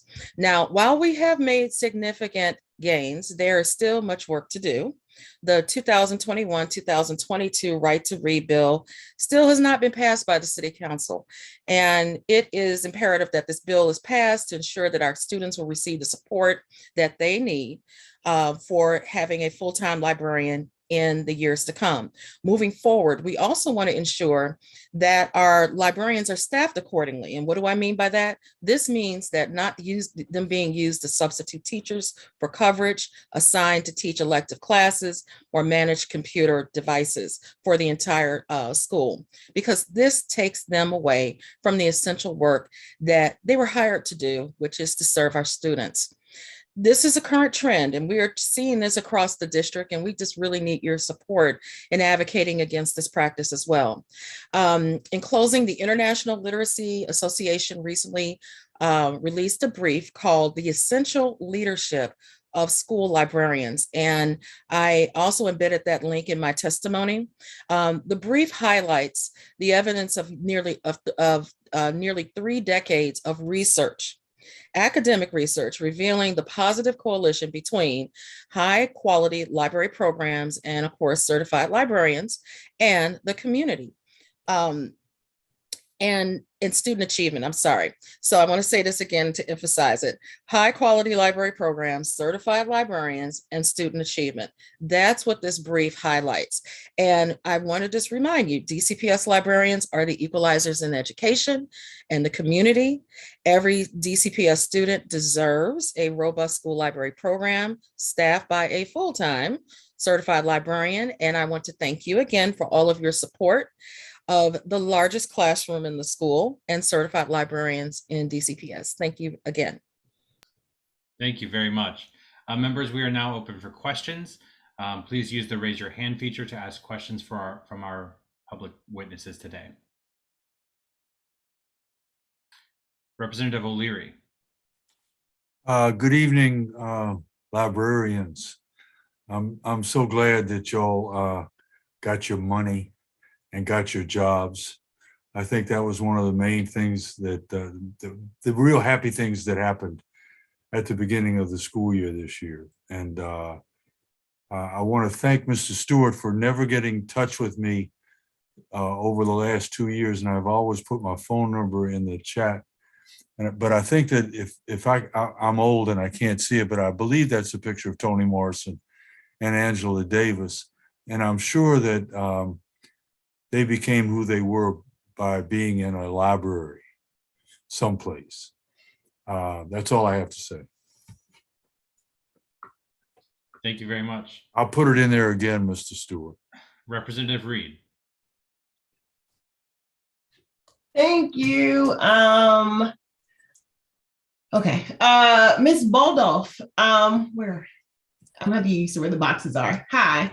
I frequently ask this question whenever I go to Ward 8 schools because I'm always like, what is school-based mental health and what does it mean to you, like in each school? One thing that I'm learning is that, and this is based on conversations with Ward 8 school community members, is that it's often school specific related to the needs for school-based mental health. So it's not a blanket, you get a counselor that fixes everything. A lot of schools have mentioned anything from behavior techs to having the counseling piece, to having a variety of other things to support kind of the, I guess, a full scope approach to what school-based mental health is. So that's a piece of it. And then I actually just asked the same question to a DVH mental health, school-based mental health provider at Simon Elementary School. And she was also pointing to, yes, money would be great, but then also just some cohesion related to implementation across agencies who all partner in the work. So I wanted to kind of just give you what I have learned in my 2 little years on the State Board of Education, talking to Ward 8 schools related to the topic. Ms. Boyd, question for you. Do you have any data, and I'm sure we can find this information, but do you have any data on coverage after the implementation of the mandate for all like librarians in each school? Because what I know is often like we get it, and then it's hard to staff for us, and it's in Ward 8. So I was wondering if you had any information. I mean, I can probably do my homework, but I was just gonna lean on you. Coverage in terms of staffing. Did like each school get a librarian as anticipated, or do we have any information related to gaps who may not have received one after the mandate went in place or the? Well, what I do know is that it was a Herculean effort for recruitment efforts by the library director. Worked very hard to scramble to find the candidates. There's candidates that are out there, but unfortunately, the onboarding system, we lost a considerable amount of people that were in the pipeline, unfortunately. I personally don't have those numbers. They would definitely come from DCPS. But what I do know is that I'm on Library Corp along with Angela and Christopher. We are assigned librarians per cluster. So our numbers have definitely increased with our supports that we give, throughout the city. But the exact numbers would definitely have to come from DCPS. Thank you. Thank you very much. Representative Parker. Thank you all for joining. Ms. Feldmesser, and apologies if I mispronounced your name. I'm going to just repeat back what I've digested from your testimony, and please correct me if I'm wrong, that the mayor has invested money in out of school time programming. That is something that we as a board advocated for, and I personally advocated for. So that is a win. But one of the things that we need to do, in addition to centering parent voices, is to make sure that we advocate for more space and capacity for those programs. And I'm assuming the head nod means I got that right. Can you just speak more to that? What does that look like in terms of the space and capacity for the programs in an ideal circumstance? Yeah, very close to the pronunciation. It's Feldmesser. But with space and capacity, I mean, there was a needs assessment done by DC Policy Center back in 2017 that identified that there are not enough spots for the amount of kids in DC, and there's been no evaluation or any data collected on that scale since 2017. So not only is that pretty outdated, but a whole pandemic has been going on since then. So we do know that I mean, you look at DPR, for example, and there's people on 5 devices tagging in all their family members and friends just to get one spot. So we know right now, without even doing the data, that there's just not enough spaces for students across the district, especially for affordable programs. So that's why, on top of doing the strategic plan that Learn 24 should do, before that, I know that SBOE is also working on doing a needs assessment, but we also want to make sure that that needs assessment actually paints a full, accurate landscape of what OST looks like in the district. So we want to make sure that not only is the strategic plan community grounded, but also the needs assessment is too, and goes across not only Learn 24, but also DPR and SYEP. Really helpful. And in my last few minutes, I just want to say congratulations again, Ms. Boyd, on being named the National Librarian of the Year. Thank you all again. Thank you. Representative Gasoi. Thank you. First, thank you to all the librarians for your work and for your kind words, but I also want to say thank you for your advocacy, because it was really your advocacy that pushed us, that pushed council. And so just kudos to you. I have a question. Ms. Boyd, you brought up the issue of librarians being pulled out to cover. And I know that's been an issue for a lot of special teachers during the pandemic. I'm just wondering if that was true pre-pandemic as well. Like, that's just an issue? So what do you suggest? Should we be advocating for, like, is it just substitutes in general, or is there something more complex to it? It's a little bit of both. It's pre-pandemic. These situations were taking place before the pandemic. We have staff members, multiple staff members that will be out, and librarians were asked to cover. And it could be a variety of schools. It could be elementary, middle, or high school. The other thing is there needs to be some more support in terms of how staffing takes place, because I'll use myself as an example. I was told we don't have enough elective teachers. This is why we need you to teach a class. So if we look at our staffing model a little closer, maybe we could get a little more creative with the staffing, because even though it's one class, it throws my entire day off in terms of the other things that I have to do. And we're not even talking about the clerical side of being a school librarian. If I get I'll just say this quickly. If I get a donation of books that are not processed, I have to process them by hand. I don't have an assistant, and it's a very timely process to complete. So it's wonderful to get book donations, but then I have to put them in the system by hand, and it takes time. Thank you. Glad I asked. Thank you very much. Representative Chang. Thank you. Ms. Baldauf, thanks for bringing this up, and thanks for coming in. We rarely get questions asked to us in these sessions, so I want to make sure that we respond properly to your inquiry.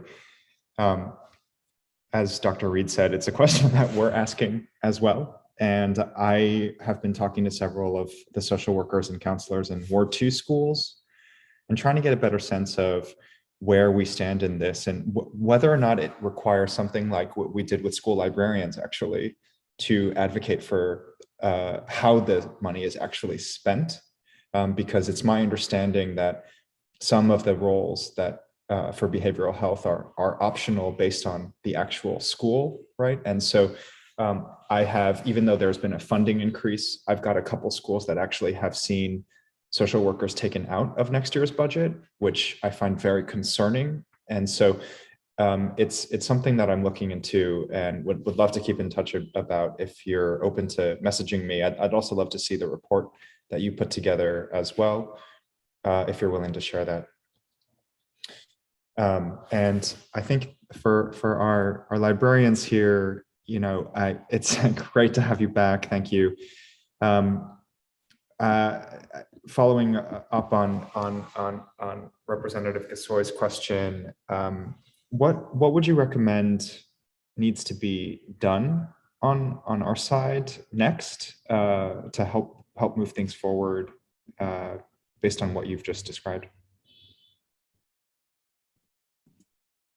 I think part of what I had mentioned in my testimony about providing professional development and speaking with our education agencies about college courses or just professional development opportunities, so that admin understands our role, educators understand our role, and so that then we can all meet together to better develop the curriculum with the library skills that we teach. So just so that there's more cohesiveness and, like I said, more collaboration rather than competition.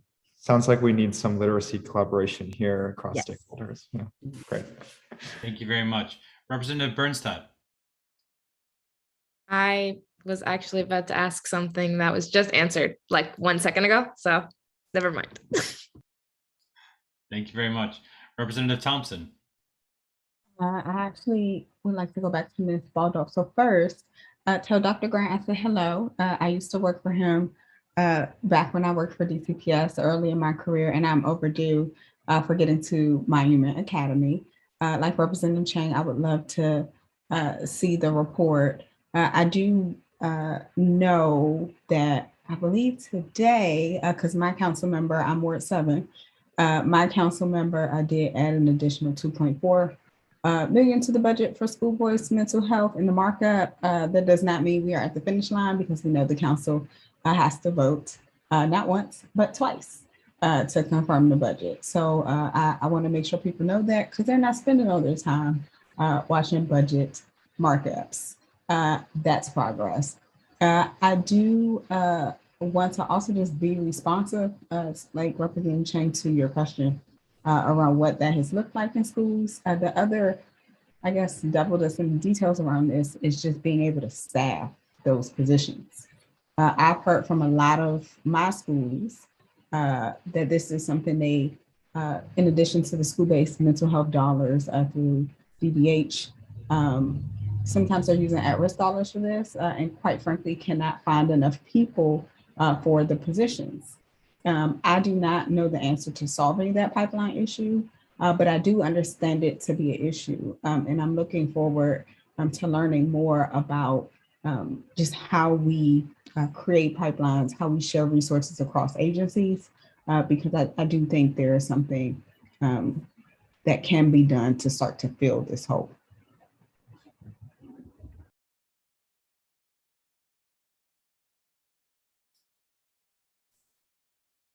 Thank you very much. And I'm going to yield the rest of my time. I don't think I need to say that. Thank you, Representative. Dr. Sutter, to close out. Thank you very much. Thank you to all of our public witnesses. Thank you to all of our librarians. Ms. Boyd, we're very excited to honor you tonight. So we're glad you're sticking around for that portion of the evening.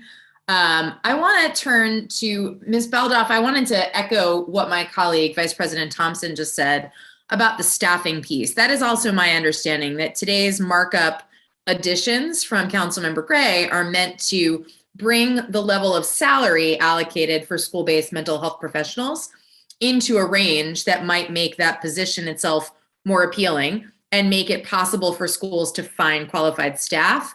But I still think there is a shortage of adequate number of providers in the region for every school to be able to actually get that staff in their school at the time frame needed for their students. So I think the proposal is a good one. I think whether or not it pans out has a lot to do with who's in the labor workforce and wants to come work in our schools and how we make that appealing.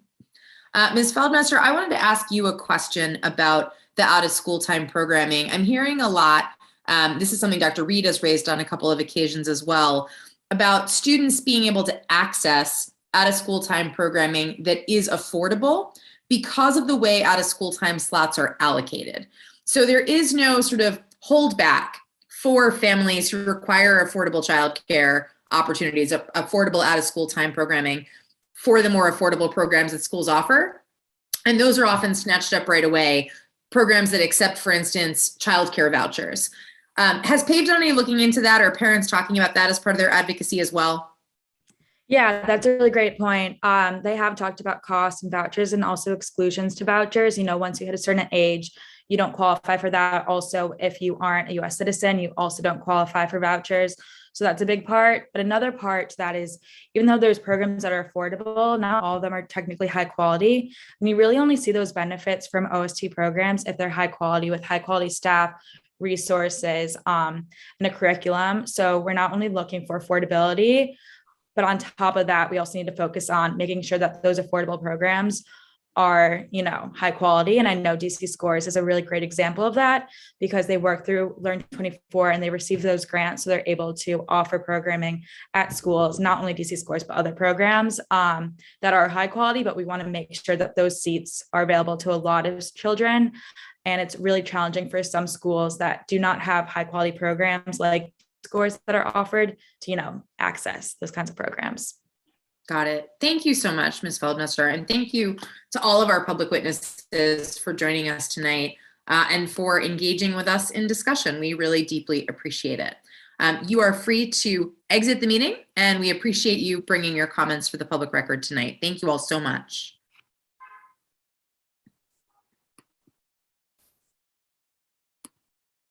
All right, colleagues, we are going to move to our votes. And we'll begin our votes tonight with a ceremonial resolution recognizing Casey Boyd, the 2022 School Librarian of the Year and librarian at Ward 6's Jefferson Academy Middle School. Representative Chang, would you like to make the motion? I would be super honored to make the motion. Thank you. Is there a second? Second. Thank you very much, Representative Gasoi. The motion being properly moved and seconded, Mr. Hayworth will read the resolution. State Board of Education ceremonial resolution recognizing Casey Boyd as the 2022 School Librarian of the Year, CR 22-14. Whereas Casey Boyd, School Librarian at Jefferson Middle School Academy in Ward 6, was awarded the 2022 School Librarian of the Year Award by the School Library Journal and Scholastic.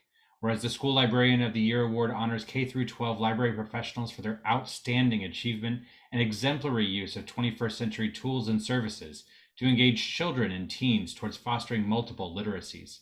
Whereas this award is the latest recognition for Ms. Boyd, whose accolades include being inducted in the Chicago Public Schools Librarian Hall of Fame in 2014, being named a Library Journal Mover and Shaker in 2015, and winning the District of Columbia Library Association's Distinguished Service Award in 2020. Whereas with over 20 years of experience as a school library media specialist, Ms. Boyd has excelled in her positions at the Chicago Public Schools, East St. Louis School District, and now the District of Columbia Public Schools. Whereas Ms. Boyd has attracted more students to the library through transforming Jefferson's book collection to reflect its student body, running a popular makerspace program, elevating digital literacy, and developing programs to meet her students' academic and social and emotional needs. Whereas Ms. Boyd plays an integral role in fiercely advocating for her students and librarianship, and is a strong voice in fighting to keep a librarian in every DCPS building, and through savvy use of social media, has become an influential voice in school librarianship across the country. Now therefore be it resolved that the District of Columbia State Board of Education proudly honors Ms. Casey Boyd's commitment and dedication to the students, staff, and community of Jefferson Middle School Academy and the District of Columbia. And be it finally resolved that the District of Columbia State Board of Education continue to advocate for school librarians in the district to ensure every student in the district has access to properly funded and a regularly updated school library collection, staffed by certified school librarians, as school library workers are core to student and family learning and teacher collaboration for student achievement and success. Amen. Thank you, Mr. Hayworth. Is there discussion? Yes, I'd like to discuss, no, I'm not going to discuss how important libraries are. I've been talking about that at least for 3 years on the board. And I just want to thank Ms. Boyd for being a truly boss librarian. Dr. Reid. Thank you, Ms. Boyd, for your tireless advocacy related to making sure that we staff our school libraries appropriately. And it just raised a more systemic issue related to how are we staffing positions throughout buildings that, you know, need to be a part of a whole child's education to develop the whole child. I mean, you definitely help raise that. And it was just interesting to watch some Ward 8 schools really protect their librarian at the cost of other things, which helped raise, again, the issues when we were advocating before council related to, you know, do schools in general have who they need in the building. So I appreciate you for not just launching your cause, but highlighting other causes related to school staffing in our city. So thank you for all you do. Dr. Gasoi. I just want to echo all of that and say congratulations. That's all. Keep it up and keep us on our toes. Representative Chang. Yes, thank you to you and to all of the school librarians that you represent as well, Casey, and the hard work that goes on behind the scenes that none of us see. I think Angela and you cited the International Literacy Association's report, citing those 3 decades of data of quantitative impact. But what's not included in there, right?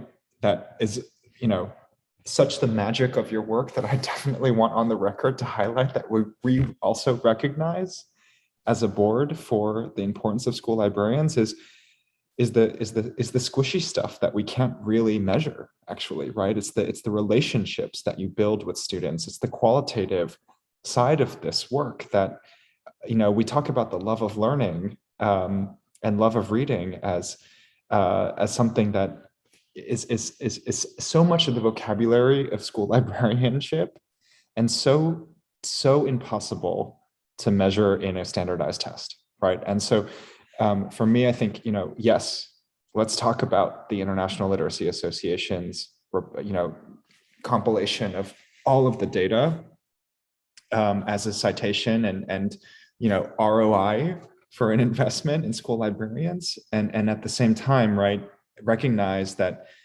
you know, really the real magic is in so much of the rest that I know you and so many other school librarians who read every single book that you give out to a student so that you know how to have that conversation with them the next day or the next week when they come back, right? About how that next chapter and that character in that next chapter, how they felt, how they saw the world and what they learned, right? And having that's a friend, that's a mentor, that's so much more than learning how to read in and of itself. And I'm really, really grateful to you for exemplifying that and so much more. So congratulations again, and you know how deeply inspired and grateful I am to your work. Vice President Thompson. I'm usually better about my ringing in the queue and not ringing in directly after a Representative Chang on anything literacy. So I'm gonna work on that for next time. But I think it's important. The following things are important. First, that we all say congratulations, because this is hard work. And it's not like a moment in time that an award captures. Like by the time you get an award for like advocacy, like you've been at it for so long, you've overcome so many things. You tried it a bunch of different ways. You probably banged your head against the wall a couple of times, tried to fit a square peg in a round hole and all the things. And so I am always so excited to be able to celebrate successes of really hard journeys and really hard work. and we have to just acknowledge and tell those stories. And like, I'm just happy to be able to do that. Both like, yes, like you win, you see the change, but also it not be now that I win, I burnt out, I'm walking away, and to just like see your continued like spirit and joy around what you're doing is so refreshing. And so despite bringing in after Representative Chang, I still felt the need to tell you that. And I want to congratulate you. I want to thank you. And I look forward, just to continue seeing all the great things, the next mover and shaker award or whatever comes next. Representative Birnstad. Okay, good evening. I'll keep it really brief. I just want to say congratulations, and that as a student, like the work of librarians definitely does not go unnoticed. Especially, I can imagine transitioning during COVID to a completely virtual library. It must have been extremely difficult. But yeah, congratulations. That's all. Ms. Boyd, you are just wonderful. And I can't say it better than my colleagues have said tonight, but I will add this one piece. I've had the joy of being in your library, and simply walking into your space it makes you tingle, because the joy and the love of reading that is evident in the physical arrangement of the space, the welcome feeling that your students have, and you see it in all the wonderful posts you make about Poem in Your Pocket Day and the various different projects you work on with your students. That room is made for them, and they know it. They know when they walk in that they are welcomed and loved and cared for there, and that's a place where the joy of reading lives. So congratulations to you. Thank you for creating spaces like that for our children. Thank you for all that you do for the children across the city with your advocacy. Seeing no further discussion, motion is on adoption of CR 2214. Mr. Hayworth will call the roll. Representative Lopez. Aye. Representative Johnson. I am thrilled to say aye. Representative Birnstad. Of course, aye. Representative Gasoi. Aye. Representative Chang. Aye. Representative Wattenberg. Aye. Representative O'Leary. I literally, not figuratively. Representative Parker. Aye. Representative Reid. Absolutely.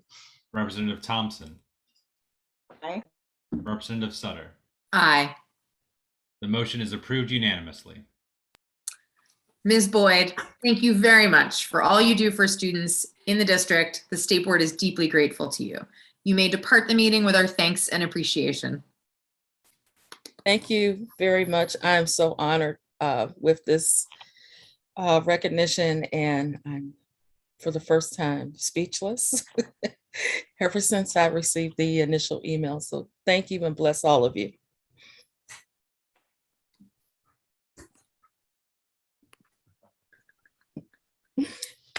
Bye-bye. Bye.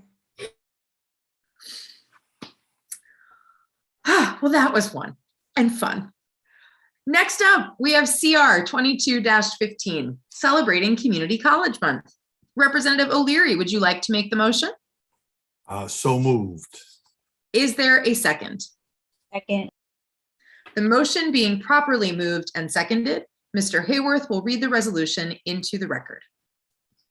State Board of Education ceremonial resolution celebrating Community College Month, CR 22-15. Whereas Community College Month, coordinated by the Association of Community College Trustees, is a month-long education campaign celebrated each April.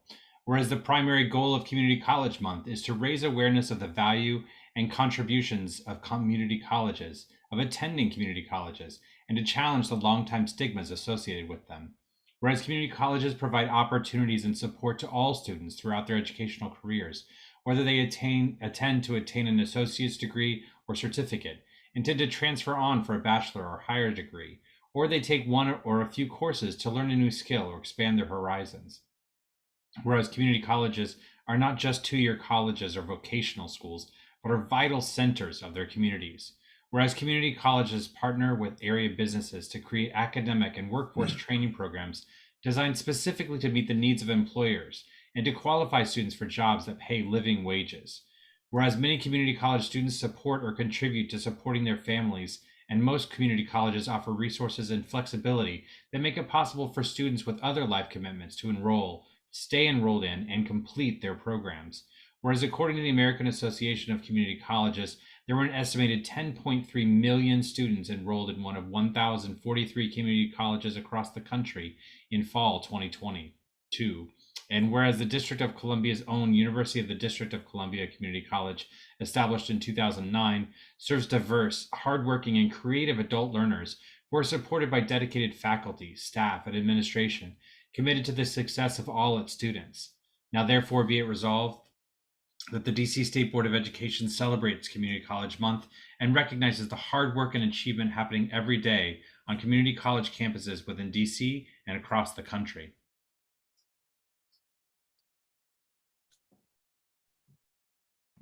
President Sutter, you're on mute.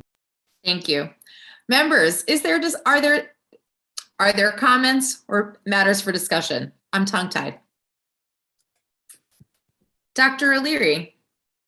Yes, I just would like to give a big heads up about community colleges as access to so many things besides a bachelor's degree in something, right? And that community colleges provide a chance for so many students throughout the country, but definitely in the District of Columbia with our own community college.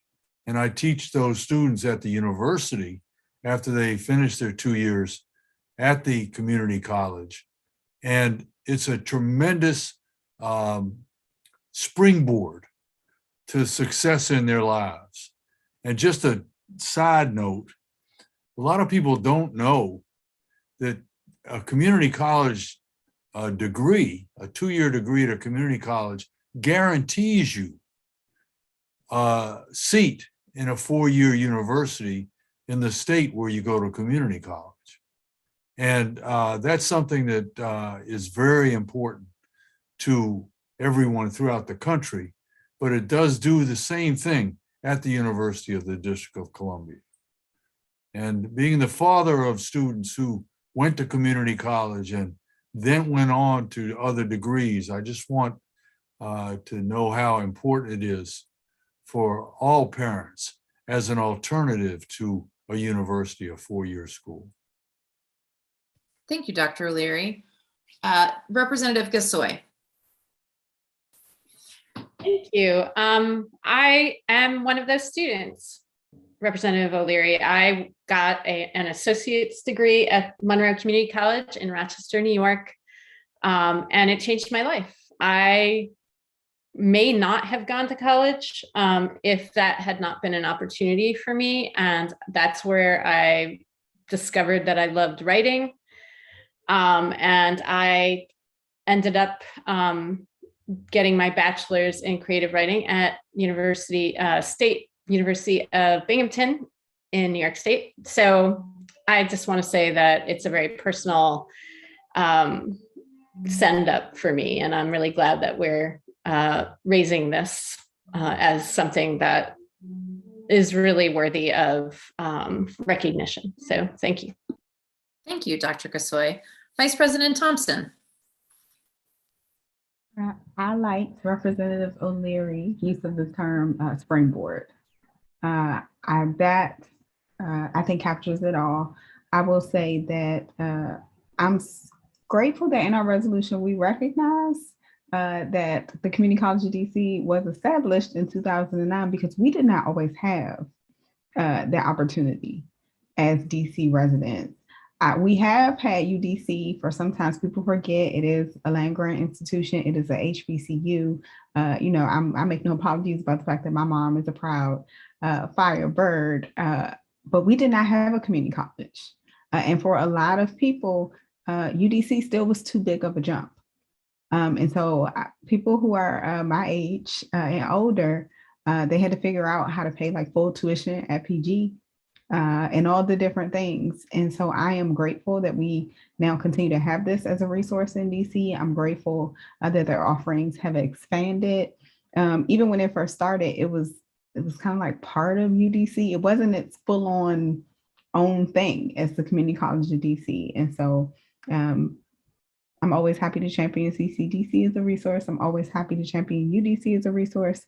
And I'm thrilled to see more young people just going into post-secondary options, because that is what's needed, not just to survive, but to thrive in our city. Thank you, Vice President Thompson. Dr. Reid. Thank you. So UDC Community College has a satellite campus, 3100 Martin Luther King Jr. Avenue in Ward 8. And it's been a great resource to the community. Literally most of the programs are at least accessible. I mean, financial costs, from books to tuition and fees to even assistance with applying to encouragement to stay in and to keep pursuing. So I just want to put that resource, and want to just thank you, UDC Community College and UDC University District of Columbia for being amazing community partners with just, I mean, every piece of the ward. They're like, how can we get students connected from probably elementary school on up, trying to create a pipeline into the university. So I just wanted to shout out UDC CC Congress Heights campus with its amazing programs, and look them up because they are giving them, definitely supporting community members in applying and staying in and finishing. Thank you, Dr. Reid. Representative Johnson. I just want to say that I'm very happy for this ceremonial resolution to be recognized. I do, and I am a firm believer that community colleges do offer limitless opportunities to transform educational expeditions, and that there, like they said, there is a lot of stigmatisms about them, but that they should not be overlooked or underrepresented. So I am very happy once again. Thank you, Representative Johnson. Representative Chang, did you have a hand up? I just wanted to take another chance to shout out that UDC as a broader system was the only higher education system in the broader DMV that got an A from NCTQ for early reading knowledge. And I just find,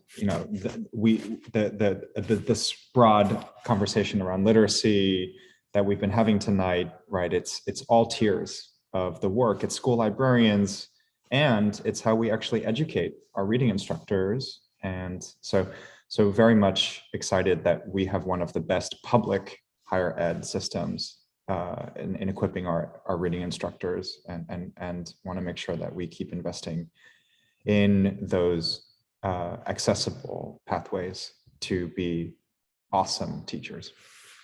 Thank you, Representative Chang. Representative Lopez. Thank you. I just wanted to take a couple of seconds to enthusiastically share that community colleges, they're great. I actually took a class last year through dual enrollment at one of the, a community college, and it was Montgomery. So they do offer to the community. So it's great that we're acknowledging this and that we do have UDC within the state. Thank you, Representative Lopez. Representative Birnstad. Yeah, I wanted to echo what Representative Lopez just said. Basically, I think that a lot of the times community colleges are really the colleges like higher education groups that are connecting most with getting students into school at high school level. Like, everybody in my school knows what dual enrollment is because UDC and UDCC offer good dual enrollment programs. They're accessible, and like, you don't have to pay any money. And I understand that oftentimes other institutions may be more exclusive, and I think it's just great that community colleges almost always are working to make everything accessible for students of all levels to encourage post-high school education. Thank you very much, Representative Birnstad. Seeing no further discussion, the motion is on adoption of CR 22-15. Mr. Hayworth will call the roll. Representative Lopez. Aye. Representative Johnson. Aye. Representative Birnstad. Aye. Representative Gasoi, Hi. Representative Chang, Aye. Representative Wattenberg, Aye. Representative O'Leary, Aye. Representative Parker, Aye. Representative Reid, Aye. Representative Thompson, Aye. Representative Sutter. Aye. The motion is approved unanimously. Thank you all very much. Members, that brings us to the end of our agenda. Are there any items of new business or announcements? Vice President Thompson. I'm bearing both. Announcement. I don't know which one first. New business first. We just heard from the DC History Center. We also heard from Superintendent Grant about our social studies standards. I'd like us to explore the possibility of doing the Juneteenth event again this year and looping in some of what we are trying to accomplish with the social studies standards. And so I don't know what that looks like yet, but if it's something members would be interested in, I think that the DC History Center might actually be a really good resource around this. So that would be my new business. I'm happy to move on to announcements. Two. We'll see if I can count. One announcement. This Saturday is Enrollment Saturday across DCPS. So you should be seeing a whole bunch of events from your schools. I asked for help to figure out if there was a link where I could just get all of them. And I was given one. I'm going to drop that in the chat because I'm sure that will be helpful to others. Now, granted, I know I have a whole bunch of schools. But I'm sure that will be helpful to others to navigate, but just want to put that on people's radar and hope that we are lifting up the events that are happening so families know about them. Second announcement is about to be prom season. If you are like me, you love to see people dressed up because it brings joy. We are accepting donations at the Hillcrest Recreation Center from now until April 29th. They will be given away to young people who go to high school in Ward 7. So I am happy to connect with any of you. I've tweeted out, I think the flyer a couple times where I'm going to send it. It's, I think, a light lift this year. I really want to shout out one of our community members, Ashley Emerson, who really was like, is anybody doing this? And then she reached out to the rec center. She got it done. And I was like, how can I help you? So I think it'll be awesome. We do have, I think, 10 high schools in Ward 7, so we can use a bunch of donations. People have asked me about sizes. All sizes welcome. Bigger than me, smaller than me, because apparently these days, my going size is roughly the age of a 5th grader. So we are not accepting shoes. We are accepting dresses, also tuxes and suits. But those are my announcements and new business. I just said, how do we get them to you? We can talk about that. So ideally, you can drop them off at the Hillcrest Rec Center, and then I cannot be the cog in the machine. But I'm also happy to be helpful if there are other pickup drop-off arrangements needed. Vice President Thompson, when is the drop-off until? The April 29th. Okay, great. Thank you. Representative Reid. Ditto on Enrollment Saturday. And just want to say the post-lottery application is open if folks want to use that to access out-of-boundary schools or other options in our city. Check that out. That is available. Excellent. Thank you, Dr. Reid. Other new business or announcements? Still looking for books. If you have books, Dr. O'Leary is looking for books for Mrs. O'Leary's Books for Friends. I will add on May 4th is Bike and Roll to School Day. I don't know if you all know of events happening in your ward. At Lincoln Park, Ward 6 is having its Bike and Roll to School Day event where students will be biking and scooting. They get support and escorts from MPD to make sure that our students are safe on their transit to school. So it's another way for us to highlight some of the safe routes to school work that is happening in the city. If you are not sure if there's an event happening in your ward, you can go to biketoschoolday.org and find out about it, but that is Wednesday, May 4th. Representative Johnson. All right, I just wanted to remind everyone that May 1st is around the corner, and it is also officially recognized as Decision Day for a lot of our seniors. So I just wanted to let you guys know to be able to support our high school seniors in any educational route that they are choosing to. So it's a very exciting day, and that's coming right up. How exciting. All right, well, be on the lookout for the decisions that are coming up for our seniors. Thank you, Representative Johnson. Representative Birnstad. I feel like a broken clock. I think I said this last meeting and the meeting before, but before I forget, we are still accepting submissions for the citywide survey. So you can keep sharing it out, tweeting about it, Instagram, and whatever you do. We're still accepting submissions. We want to make sure we get, as comprehensive of results as possible. So we figured it'd be best just to have it open for as long as possible. Thank you. Thank you, Representative Birnstad. If members need that link again, can we share? I will share it again. I will respond to the email, so it's at the top of your inbox. Excellent. Thank you, Representative Birnstad. Vice President Thompson. All right, I know I forget things and I'm a little raggedy at times. I did, however, want to say thank you to the WTU, DC Central Kitchen, MPD, and the DC Association for Young Children, because they gave away a whole bunch of books. My time is messed up, but what was that, like last weekend? I was less helpful, I will say, than Representative Reid, who I think they actually did some sorting.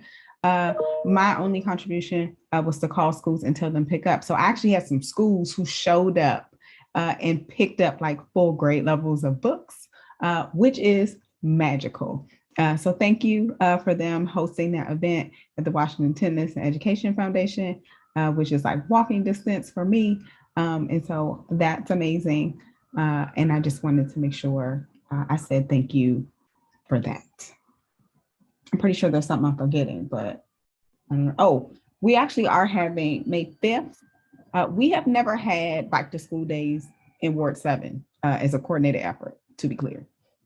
We are having 4 in conjunction with arts and humanities because we're getting those colorful crosswalks.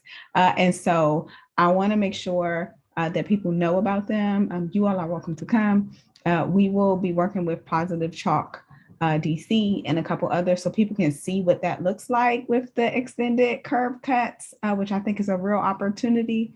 But they will be at Plummer, C.W. Harris, Houston, and I'm forgetting somebody, which makes me sad, but we will have a few. And so this will be the first time we've ever had those. So I'm excited about it. Wonderful. Fingers crossed for excellent weather for these events.